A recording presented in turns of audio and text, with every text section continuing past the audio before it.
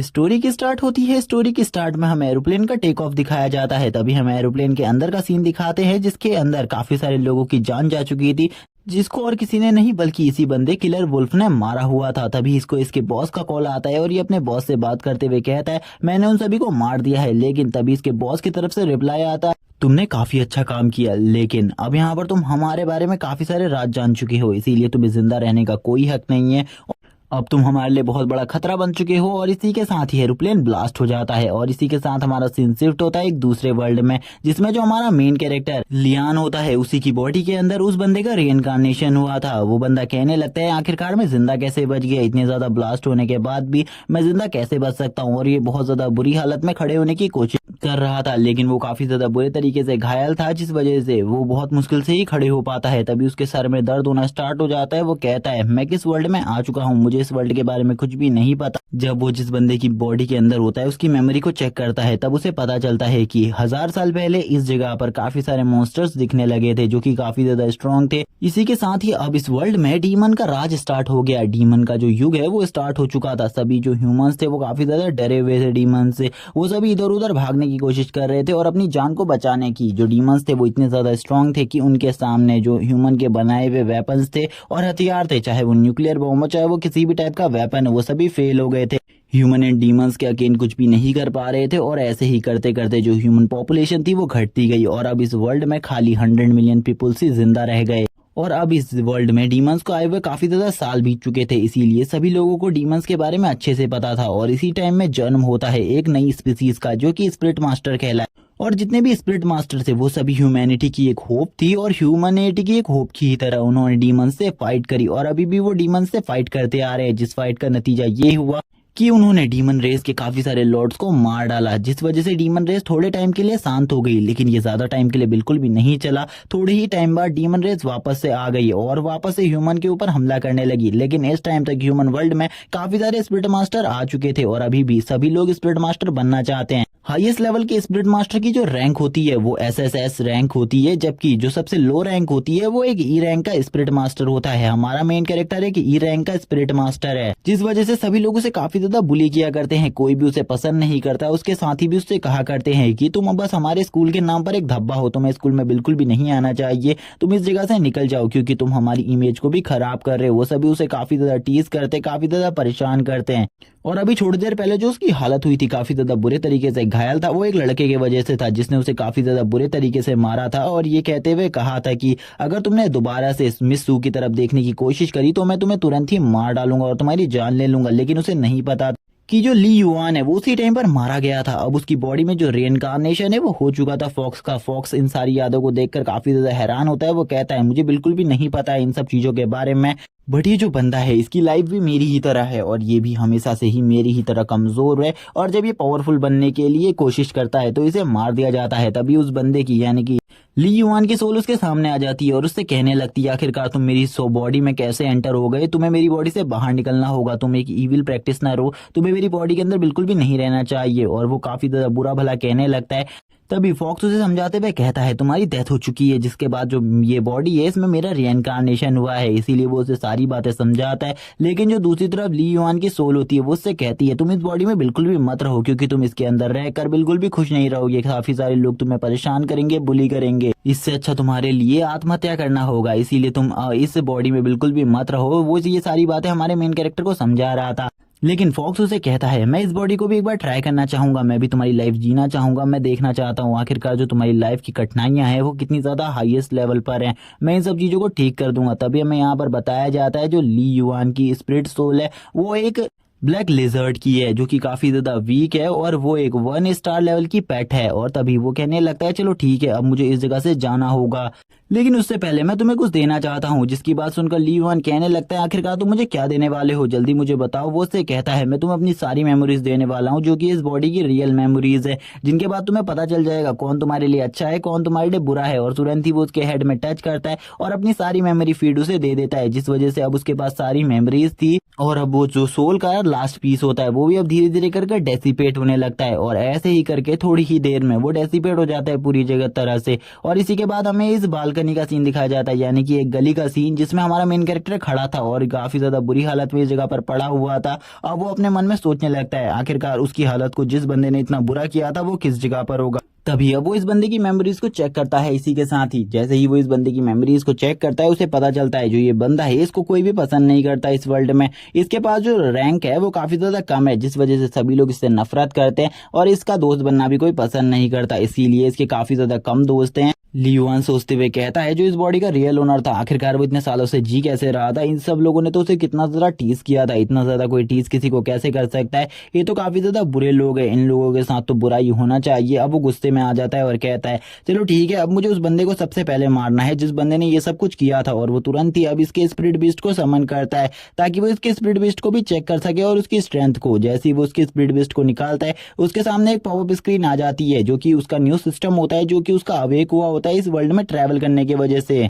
और वो सिस्टम इसके बारे में सब कुछ बताने लगता है कि ये एक ई ग्रेड का स्पिरिट बीस्ट है जिसकी जो रैंक है वो 1 स्टार है, और ये सारी बातें वो उसे बताता है। वो उसे ये भी बताता है कि अगर वो इसे पावरफुल बनाना चाहता है तो वो इसे किस तरीके से बना सकता है। लेकिन जैसे ही वो इस सिस्टम को देखता है वो कहता है मुझे किसी भी सिस्टम की जरूरत नहीं है उस बंदे को मारने के लिए, मैं उसे अपनी हैंड स्ट्रेंथ से भी मार सकता हूँ। लेकिन जो सिस्टम होता है उससे कहता है अगर तुम यहाँ मेरी बात सुनोगे तो मैं तुम्हें काफी सारे आइडियाज बता सकता हूँ तुम्हारी स्ट्रेंथ को बढ़ाने के और काफी सारे अवेकनिंग पॉइंट्स हासिल करने के, जिसके बाद जो तुम्हारे अवेकनिंग पॉइंट है उनकी हेल्प से तुम अपने पेट को काफी ज्यादा पावरफुल बना सकते हो और उसे अवेक कर सकते हो, जिसके बाद तुम उसके लेवल को भी इंक्रीज कर सकते हो। क्योंकि इस वर्ल्ड में कोई भी अपने पेट के लेवल को चेंज नहीं कर सकता था, अगर तुम्हारा जो पेट है वो कम रैंक का है तो वो उसी रैंक पर रहेगा जिंदगी भर, तो बस तुम उसके स्टार्स को बढ़ा सकते हो और उसके लेवल को अपग्रेड कर सकते हो और इससे ज्यादा कुछ भी नहीं। जबकि जो अब वो सिस्टम होता है वो उसे रोकने की कोशिश करता है और उससे कहता है तुम्हें मेरी बात सुननी चाहिए, तुम मेरी बात सुनो, आखिरकार तुम किस जगह पर जा रहे हो। तभी वो बताता है वो उस जगह पर जा रहा है जिस जगह पर उसके साथ पहले सब कुछ हुआ था। तभी हमें एक लड़की को दिखाया जाता है जिसका नाम सू होता है और ये लड़की यहाँ पर काफी सारे लोगों से घिरी हुई होती है और ये लड़की इनसे कहने लगती है आखिरकार मेरे रास्ते को घेरने का तुम्हारा मतलब क्या है, अगर तुमने यहाँ पर रास्ता खाली नहीं किया तो तुम लोगों के साथ बिल्कुल भी अच्छा नहीं होगा। सामने वाला बंदा उससे कहता है मैं यहाँ पर तुम्हें बिल्कुल भी कोई हानि नहीं पहुंचाना चाहता, ना ही कोई नुकसान पहुंचाना चाहता हूँ, बस मैं तुम्हें एक प्रपोजल दे रहा हूँ, अगर तुम मेरा प्रपोजल एक्सेप्ट कर लोगी तो मेरे लिए काफी ज्यादा अच्छी बात होगी। और वो तुरंत ही उसे प्रपोज कर देता है और उसे बता देता है कि वो उसे पसंद करता है। लेकिन जो वो लड़की वो उससे कहने लगती है तुम मुझे बिल्कुल भी पसंद नहीं हो, इसीलिए तुरंत ही इस जगह से निकल जाओ, अगर तुम इस जगह से नहीं गए तो तुम्हारे साथ बहुत ज्यादा बुरा होगा, वरना तुम मेरे गुस्से को झेल भी नहीं पाओगे इस जगह पर। और वो काफी ज्यादा ईगो के साथ ये सब कुछ कह रही होती है क्योंकि इसके पास एक एस रैंक का बीस्ट होता है जिसका नाम Snow Nine Tail Demon Fox होता है, जो कि काफी ज्यादा स्ट्रॉन्ग बीस्ट है। और इसी के साथ ही ये लड़का कहने लगता है आखिरकार तुम मेरे अलावा और किसी के पास जा भी नहीं सकती, जो लड़का तुम्हारे पीछे पड़ा हुआ था जिससे तुम बात कर रही थी, मैंने उसकी हड्डी पसलियां तोड़ दी है और काफी ज्यादा बुरे तरीके से घायल कर दिया है उसको। जैसे ही वो सुनती है इस बारे में उसे ये समझ आ जाता है वो किसके बारे में बात कर रहा है, वो ली युआन के बारे में बात कर रहा है और वो घबरा भी जाती है इस बात को सुनकर और इसीलिए वो वापस से उसे प्रपोज करता है और उससे कहता है अगर तुमने मेरा प्रपोजल एक्सेप्ट नहीं किया तो मैं उसे मार भी सकता हूँ। तभी यहाँ पर एक बहुत ज्यादा फास्ट एनर्जी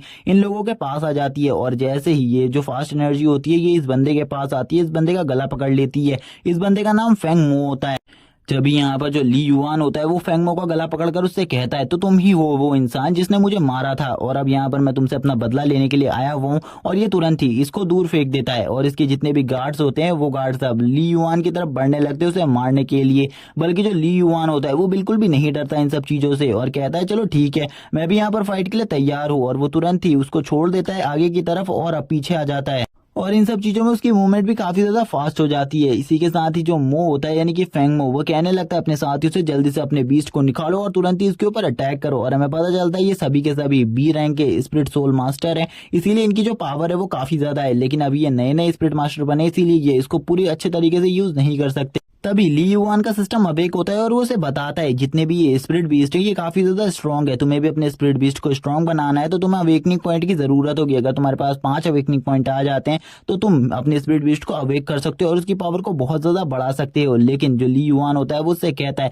मुझे तुम्हारी कोई भी जरूरत नहीं है, तुरंत ही निकल जाओ। ये सुनने के बाद तो सिस्टम की भी हालत खराब हो जाती है, वो सोचने लगता है आखिरकार ये क्या करने वाला है, क्योंकि जितने स्पिरिट बीस्ट इसके ऊपर अटैक कर रहे हैं अगर इन सभी ने एक एक अटैक भी इसके ऊपर कर दिया तो इसके बचने के चांसेस काफी ज्यादा कम होंगे, क्योंकि इन सभी की स्ट्रेंथ काफी ज्यादा है। भले ही इनका स्पिरिट मास्टर कमजोर हो और इसे अच्छे तरीके से यूज करना ना जानता हो, लेकिन फिर भी ये चारों के चारों एक बी रैंक के स्पिरिट बीस्ट हैं जबकि दूसरी तरफ फेंगमो कह रहा होता है जल्दी से जल्दी उसे खत्म कर दो, उसके पास कोई भी टैलेंट नहीं है। जो उसकी रेप्टाइल है यानी कि लेजर्ड, वो भी इतनी ज्यादा स्ट्रांग नहीं है कि वो इन सभी बीस्ट का सामना कर पाए, इसीलिए उसे मार डालो, उसकी हड्डी पसलियां तोड़ दो इस बार। तभी वो सारे के सारे बीस्ट उसके ऊपर अटैक कर देते हैं, लेकिन एक लाइट सी चमकती है और तुरंत ही वो उस जगह से भाग जाता है, यानी कि वो किसी छत के ऊपर चढ़ जाता है। और अब ये देखने के बाद तो फेंगमो भी हैरान होता है। वो कहता है आखिरकार जो इसकी स्पीड है वो इतनी ज्यादा कब बढ़ गई, मैंने तो कभी भी नहीं सोचा था ये कुछ ऐसा भी कर पाएगा। लेकिन उसी टाइम पर वो एक बीस्ट के सर के ऊपर पहुंच जाता है और तुरंत ही उसके सर को बहुत ज्यादा बुरे तरीके से उखाड़ने लगता है। तभी वो अपनी फुल स्ट्रेंथ का यूज करता है और उस बीस्ट को एक ही बार में मार डालता है।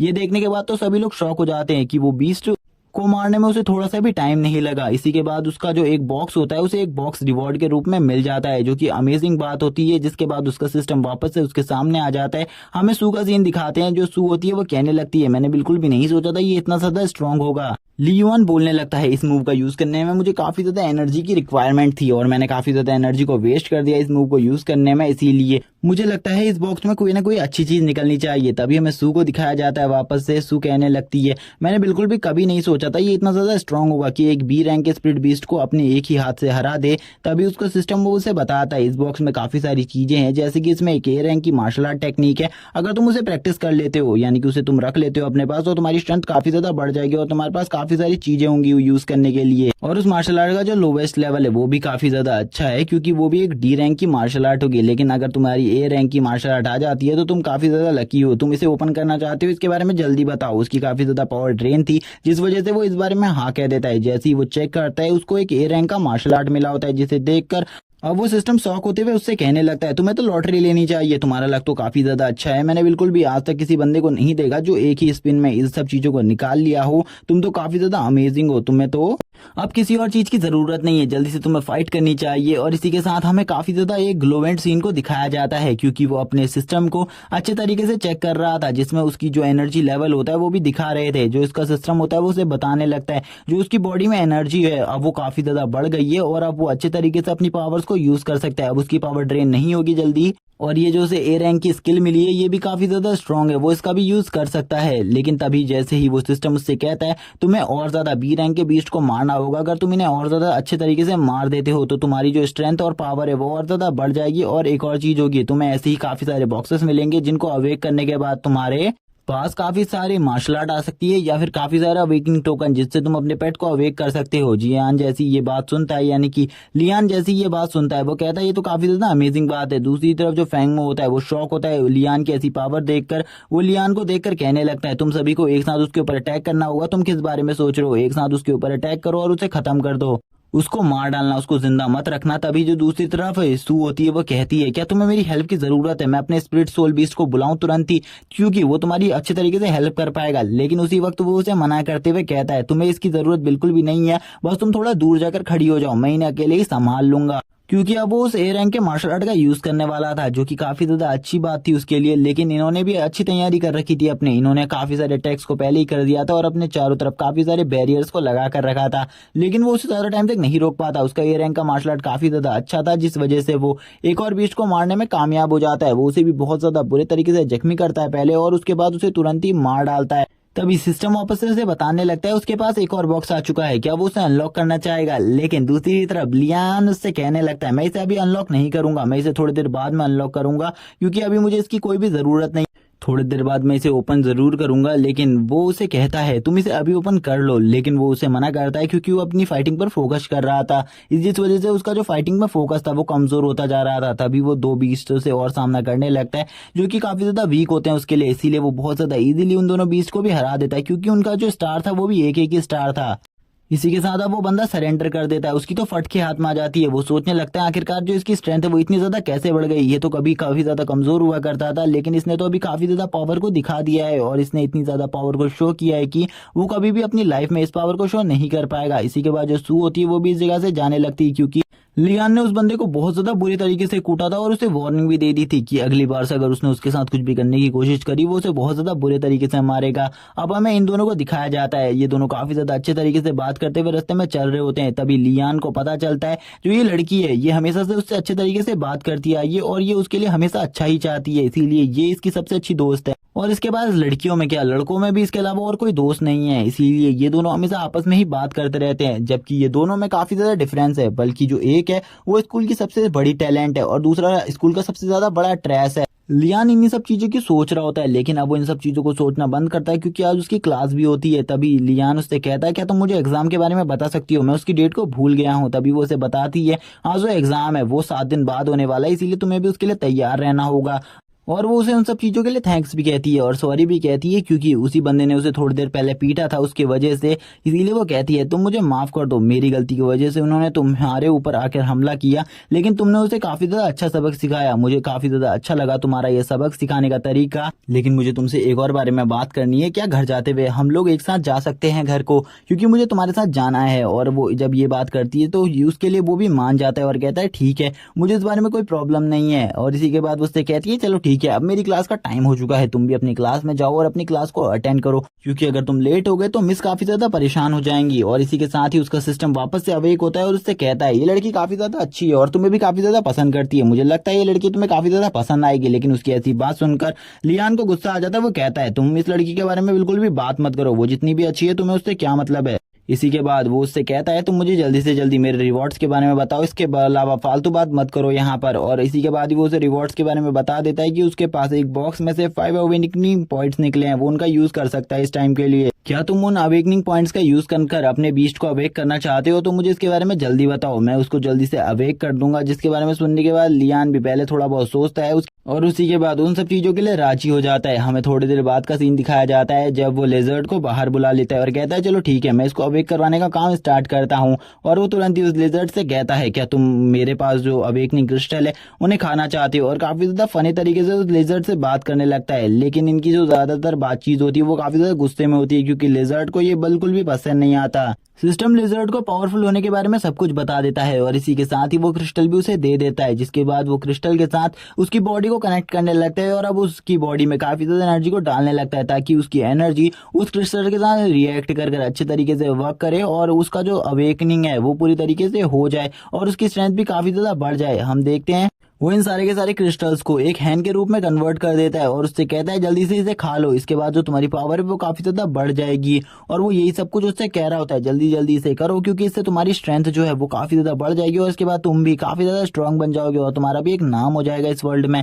और वो तुरंत ही उस हैन को खा लेता है, जिसके बाद वो सिस्टम काफी ज्यादा खुश होते हुए कहता है चलो ठीक है, जो तुम्हारा अवेकनिंग है वो पूरी हो चुकी है। हमें दिखाते हैं अब वो जो लिजर्ड है वो उसका पेट पूरी तरीके से भर चुका है और तभी उसमें जो चेंजेस है वो होने स्टार्ट हो जाते हैं। सबसे पहले धीरे धीरे कर उसकी बॉडी का जो साइज होता है वो बढ़ने लगता है और उसकी बॉडी का वेट और बाकी सब चीजें भी बढ़ती हैं, जिसको देखकर वो कहता है आखिरकार तुमने मुझे क्या खिला दिया जिससे ये सब कुछ हो रहा है। सिस्टम उसे बताता है उसकी अवेकनिंग हो रही है, इसीलिए उसे चिंता करने की कोई भी जरूरत नहीं है और वो उससे काफी ज्यादा अच्छे तरीके से बात कर रहा होता है। तभी थोड़ी देर बाद का सीन दिखाते हैं जब वो पूरी तरीके से अवेक हो जाता है। वो एक इविल तरीके से हंसते हुए कहता है ये तो सही में काफी ज्यादा अमेजिंग है, मैं ऐसी चिकन्स को और ज्यादा खाना चाहता हूँ, ये मेरे लिए बहुत अच्छा है, मुझे ये काफी ज्यादा पसंद आया खाने में। इस बीस्ट का लेवल भी दिखाते हैं जो कि एक बी रैंक का बीस्ट बन चुका है और ये एक 7 स्टार बीस्ट है, इसलिए इसके पास रैंकिंग की कोई भी कमी नहीं है। इसे एक बिग लिजर्ड का नाम भी दिया होता है, लेकिन मैं इसे नॉर्मल लिजर्ड ही कहा करूंगा। लीवान को क्लास में दिखाया जाता है। क्लास में आते ही वो अपनी बुक्स को रीड करना स्टार्ट कर देता है। वो अपनी ही चीजों के बारे में पढ़ रहा होता है। वो ये भी बताता है कि इस वर्ल्ड में अगर तुम ग्रेजुएशन करना चाहते हो तो तुम्हें पेट मास्टर ही बनना होगा, क्योंकि तुम्हारे पास जो करियर ऑप्शंस है बाकी सारे वो तुम्हारे लिए अनवेल्ड है। और वो यही सब सोचते हुए अपने काम को कर रहा था। वो अच्छे तरीके से अपने काम को कर रहा था पूरे तरीके से और वो कहता है इस काम को करते हुए ये काम काफी ज्यादा इंटरेस्टिंग है, मुझे इन सब चीजों में काफी ज्यादा मजा आ रहा है, लेकिन इस जगह पर काफी सारे ऐसे लोग भी है जो मुझे बिल्कुल भी पसंद नहीं करते और ना ही उन्हें मेरा इस जगह पर रहना पसंद है। जिनमें से एक बंदे का नाम झाओ भाई है जो कि अभी इसी की तरफ बढ़ रहा होता है, जिसको वो भी देख लेता है। वो कहता है इसने थोड़े ही दिनों पहले मेरे साथ एक और ऐसा ही चीज करी थी जिसमें इसने मुझे बहुत ज्यादा बुरे तरीके से पीटा था, लेकिन आज ऐसा कुछ भी नहीं होगा। वो तुरंत ही उसकी तरफ बढ़ने लगते हैं, लेकिन वो उसे फुल्ली इग्नोर कर रहा होता है। उसके टीममेट्स उसे कहते हैं क्या आज तुम हमारा काम करने को तैयार हो, लेकिन वो उनकी कोई भी बात नहीं सुनता बल्कि उन्हें अपनी आंखों से देखने लगता है। लेकिन जब ही जो झाओ भाई होता है वो आगे आ जाता है और उससे कहता है क्या तुम मेरा काम करने को तैयार हो, जो मैं तुमसे कहूंगा तुम्हें वो काम करना है, मेरे स्कूल का जितना भी होमवर्क है वो सारा का सारा तुम कंप्लीट करोगे। और वो उसे ये भी बताता है वो एक एस रैंक का मास्टर है और इस स्कूल में 2 ही एस रैंक के मास्टर है, इसीलिए तुम्हें इस काम को करना होगा। झाओ भाई का एक साथी इस पॉइंट पर उससे कहता है क्या तुम हमारी बात को सुन नहीं रहे, तुम हमें इग्नोर किस तरीके से कर सकते हो, तुम अगर बॉस की बात नहीं मानोगे तुम्हारे साथ बिल्कुल भी अच्छा नहीं होगा, हम तुम्हें यहाँ पर बहुत ज्यादा बुरे तरीके से मारेंगे, इसीलिए बॉस की बात को तुरंत ही मान लो और उनके काम को कर दो, जिससे तुम्हें भी काफी ज्यादा मुनाफा होगा, बॉस तुम्हें आज बिल्कुल भी परेशान नहीं करेंगे। तभी अब उसे भी गुस्सा आ जाता है और वो भी अब फाइट करने ही वाला था, लेकिन वो तुरंत ही रुक जाता है क्योंकि एक की आवाज आती है जो कि इन सारी फाइट्स को बंद करने को कह रही होती है। तभी लियोन भी उससे कहता है ये आवाज मेरी बिल्कुल भी नहीं थी, ये आवाज तुम्हारे पीछे से आ रही है, इसीलिए तुम्हें इन सब चीजों के में ध्यान देना होगा। जैसे ही वो देखता है कि पीछे से टीचर आ चुकी है क्लास के अंदर, तो वो तुरंत ही शांत हो जाता है और उससे तमीज से बात करते हुए कहता है तुम्हें यहाँ पर अच्छे तरीके से रहना चाहिए, तुम्हारी मैं सारी तरीके से मदद करने को तैयार हूँ, अगर तुम्हें कोई भी मदद की जरूरत हो मुझसे जरूर मांगना क्योंकि तुम काफी ज्यादा वीक हो। लेकिन तभी ली युआन उससे कहता है तुम अपनी सीट पर जाकर बैठ जाओ, मुझे कोई भी तुम्हारी मदद की जरूरत नहीं है, बस अपने काम को कर और दूसरों को परेशान करना बंद करो। जैसे ही वो इस बात को कहता है उसे काफी ज्यादा गुस्सा आ जाता है और वो अपने हाथ को उसकी बेंच में पटकने लगता है। तभी टीचर उससे कहती है तुम यहाँ पर क्या करने की कोशिश कर रहे हो, यहाँ पर तुम्हारी टीचर अब आ चुकी है, उसके बाद भी तुम ये सब कर रहे हो, क्या तुम्हें बिल्कुल भी डर नहीं लग रहा है कि तुम्हारी टीचर इस क्लास में एंटर हो चुकी है। टीचर के एंट्री के साथ ही वो अपनी सीट पर जाकर बैठ जाता है। अब जो सिस्टम होता है वो टीचर के बारे में बताते हुए कहता है जो टीचर है उनका लेवल काफी ज्यादा हाई है, इनके साथ बिल्कुल भी पंगा मत लेना क्योंकि ये तुम्हें काफी ज्यादा पसंद करती है, ये काफी ज्यादा अच्छा मानती है तुम्हें, इसीलिए इनके साथ हमेशा पोलाइटली ही बात करना। वो भी उसकी बात सुनकर कहता है ठीक है यहाँ पर जो भी तुम कह रहे हो सब ठीक है, लेकिन अभी भी तुम्हें मेरे उस पेट को अवेक करना है, उसके बारे में कोई ना कोई चीज सोचो। तभी जो टीचर होती है वो आज की क्लास में स्पिरिट स्टोन के बारे में बताने वाली थी और इन सभी को स्पिरिट स्टोन देने वाली थी क्योंकि जो कुछ टाइम बाद इनका टेस्ट होने वाला था, उस टेस्ट के लिए इन्हें अपने लेवल को और ज्यादा बढ़ाना था और अपने पेट के भी।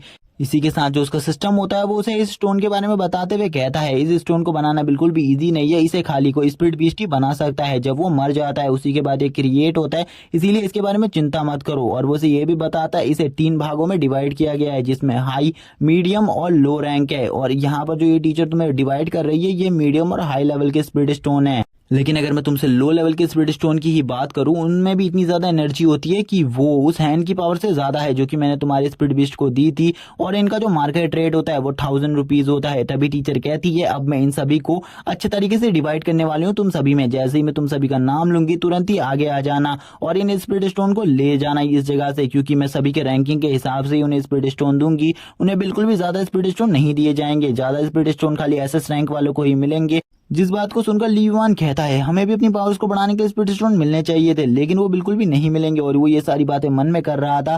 तभी टीचर तुरंत ही कहती है झाओ भाई तुरंत ही इधर आ जाओ, और इसी के बारे में बताते हुए कहती है ये हमारे स्कूल में सेकंड एसएस वाल रैंक वाला बंदा है, यानी कि एस रैंक वाला बंदा है जिसके पास एस रैंक का डिवाइन पेट है, और इसीलिए इसे 9 मिडिल ग्रेड के स्पिरिट स्टोन दिए जाएंगे। और वो जैसे ही इन स्पिरिट स्टोन को लेने जाता है वो काफी ज्यादा खुश हो जाता है। मिस उससे कहती है मुझे लगता है तुम हमारे आने वाले टाइम का एक फ्यूचर बनोगे, एक चमकता हुआ सितारा जो कि हमारे वर्ल्ड की रक्षा करेगा, इसीलिए मैं चाहती हूँ कि तुम अपनी कल्टीवेशन में पूरे तरीके से ध्यान दो और अपनी पावर को और ज्यादा अच्छे तरीके से अवेक करो। वो भी मिस से कहता है कॉम्प्लीमेंट के लिए थैंक्स, और मैं यहाँ पर जो आप मुझसे कह रही है मैं उन सभी में पूरी तरीके से ध्यान दूंगा, और जैसा आपने कहा है मैं वैसा जरूर करूंगा। इसी के बाद एक बंदे को और बुलाया जाता है जिसका नाम सॉन्ग होता है। मिस उसे बताते हुए कहती है कि ये एक ए रैंक का पावरफुल स्पिरिट मास्टर है, इसीलिए इसके लिए टोटली 7 स्पिरिट स्टोन्स दिए गए हैं, और ये तुरंत ही इन 7 के 7 स्पिरिट स्टोन को ले जाए इस जगह से। अगले बंदे का नाम लिया जाता है मो।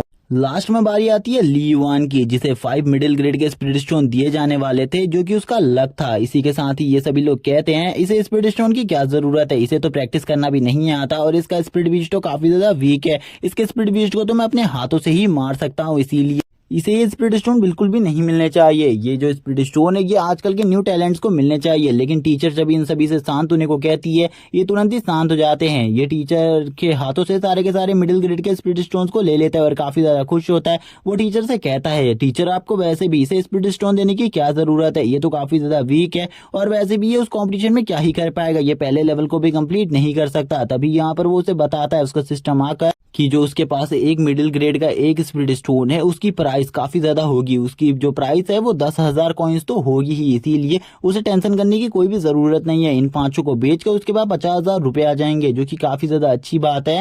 लेकिन तभी ली युआन उससे कहता है, तुमसे मैंने ये कब कहा कि मैं इसे बेचने वाला हूँ, तुम यहाँ पर बकवास करना बंद करो। लेकिन तभी जो टीचर होती है वो इसे काफी ज्यादा पसंद करती थी, जिस वजह से वो ली युआन से कहती है, मैं तुम्हें कुछ देना चाहती हूँ और ये तुम्हारे लिए स्पेशल है, ये किसी और को मैं बिल्कुल भी नहीं दे सकती। वो उससे कहती है, ये एक हाई ग्रेड का स्पिरिट स्टोन है, इसे तुम रख लो और ये तुम्हारे काफी ज्यादा काम आए। लेकिन ली युआन उससे कहता है, मुझे ये स्पिरिट स्टोन नहीं चाहिए, बल्कि आप इसी की कीमत के मुझे जो लो ग्रेड के स्पिरिट स्टोन होते हैं वो दे दो। लेकिन टीचर गुस्सा हो जाती है और उससे कहती है, मैं तुम्हें ये दे रही हूँ, इसीलिए शांति से इसे अपने पास रख लो, इसे किसी और को देने की बिल्कुल भी जरूरत नहीं है, ये बस तुम्हारी कल्टीवेशन के लिए है, इसे तुम अपनी कल्टीवेशन पावर के लिए यूज करना। लेकिन ये बात बाकी किसी को भी पसंद नहीं आती, सभी लोग कहने लगते हैं, इसे टीचर इतना ज्यादा पसंद क्यों करती है, इतना ज्यादा वीक होने के बाद भी। लेकिन अब ली युआन सोचने लगता है, अब उसे कुछ भी कर कर इन सारे के सारे स्पिरिट स्टोन को कन्वर्ट करवाना पड़ेगा। लेकिन वो कहाँ पर, किस जगह पर कन्वर्ट करा सकता है? तभी जो उसका यानी कि सिस्टम होता है उसे बताता है, उसे स्पिरिट पेल मार्शल हॉल जाना पड़ेगा इस सब चीजों के लिए। वो मार्शल हॉल में जाकर इसके मिनी पीसेस करवा सकता है, यानी कि इसे लो रैंक का बनवा सकता है। उसी टाइम पर इस जगह पर एक और लड़की आ जाती है, यानी कि सू आ जाती है। सू इस जगह पर आते हुए कहती है, मुझे तुमसे बात करनी थी किसी बारे में, इसीलिए मैं इस जगह पर आ गई हूँ। और अब ये दोनों बातें करना स्टार्ट करते हैं। दूसरी तरफ से हमें दिखाया जाता है झाओ भाई और उसके साथी ये सब देखकर शॉक हो जाते हैं। झाओ भाई कहने लगते हैं, आखिरकार ऐसा कैसे हो सकता है, इस बंदे को सारी की सारी लड़कियां क्यों पसंद करती है, जबकि ये इतना ज्यादा वीक है। टीचर भी इसे ही पसंद करती है और सू भी इसी के साथ रहना पसंद कर रही है। आखिरकार चल क्या रहा है, मुझे तो कुछ भी समझ में नहीं आ रहा। ये तो वही लड़की है जो कि हमारे स्कूल की सबसे ज्यादा टैलेंटेड लड़की, और ये लड़की इस जैसे ट्रेस से आखिरकार बात क्यों कर रही है, वो भी इतनी ज्यादा खुशी के साथ। क्या इसको बिल्कुल भी नहीं पता कि ये कितना ज्यादा बेकार है? तभी जो ली युआन होता है उसके बारे में सोचते हुए वो कहता है, इसको तो परसों ही एक लड़के ने मारा था, आखिरकार वो कहाँ गया जो कि इसके पीछे पड़ा हुआ था, यानी कि इस लड़की के जो लड़का पीछे पड़ा हुआ था। यानी कि ये लोग फेंगमो की बात कर रहे थे, जो फेंगमो था उसके बारे में उसका साथी बताते हुए कहता है, वो तो काफी ज्यादा टाइम पहले ही इस जगह से जा चुका है, इस स्कूल को छोड़ दिया है उसने, क्योंकि उसे एक लड़के ने बहुत ज्यादा बुरे तरीके से पीटा था। तभी हम देखते हैं, अब ये सोच लेता है कि यही इस लड़की को सेट करेगा, यानी कि सू को। और वो तुरंत ही उसके सामने आ जाता है और उसका रास्ता रोक लेते हैं और उससे कहते हैं, तुम्हें दोबारा से सू के पास दिखने की जरूरत नहीं है, अगर तुम सू के पास दिखोगे तो हमारे साथ बिल्कुल भी अच्छा नहीं होगा, हम तुम्हारी हड्डी पसलियां तोड़ देंगे। लेकिन ली युआन उनसे रास्ते से हटने को कहता है। वो कहता है, मैं तुम्हारे मुंह बिल्कुल भी नहीं लगना चाहता। तभी जो झाओ भाई होता है उससे कहता है, मैं भी तुम्हें बिल्कुल भी हाथ नहीं लगाने वाला, क्योंकि अगर मैंने तुम्हें हाथ लगा दिया तो मेरे हाथ गंदे हो जाएंगे, और वैसे भी तुम जैसे ट्रैश को अगर मैं मारूंगा तो सभी लोग यही कहेंगे, तुम एक कमजोरों को ही धमका सकते हो। इसी वजह से मैं तुमसे एक चीज कहना चाहता हूँ कि तुम सू से दूर रहो। मैं तुम्हें बिल्कुल भी नहीं मार सकता, क्योंकि मैं अगर तुम्हें मारूंगा तो मेरी इज्जत क्या रह जाएगी स्कूल में, कि मैं खाली कमजोरों को ही धमका सकता हूँ। और सू भी मेरे को कुछ नहीं समझेगी, वो भी यही समझेगी कि मैं कमजोरों को ही मार सकता हूँ, और तुम्हें ही सिंपैथी मिलेगी इन सब चीजों से। इसीलिए मैं यहाँ पर बिल्कुल भी नहीं चाहता कि तुम सू के आसपास दिखो। लेकिन जो ली युआन होता है वो उससे कहता है, इसमें मेरा कोई फॉल्ट नहीं है, अगर वो मेरे पास आ रही है तो तुम शांति से मेरे रास्ते को छोड़ो, वरना तुम्हारे साथ आज जो होगा उसके बारे में तुमने कभी भी नहीं सोचा था।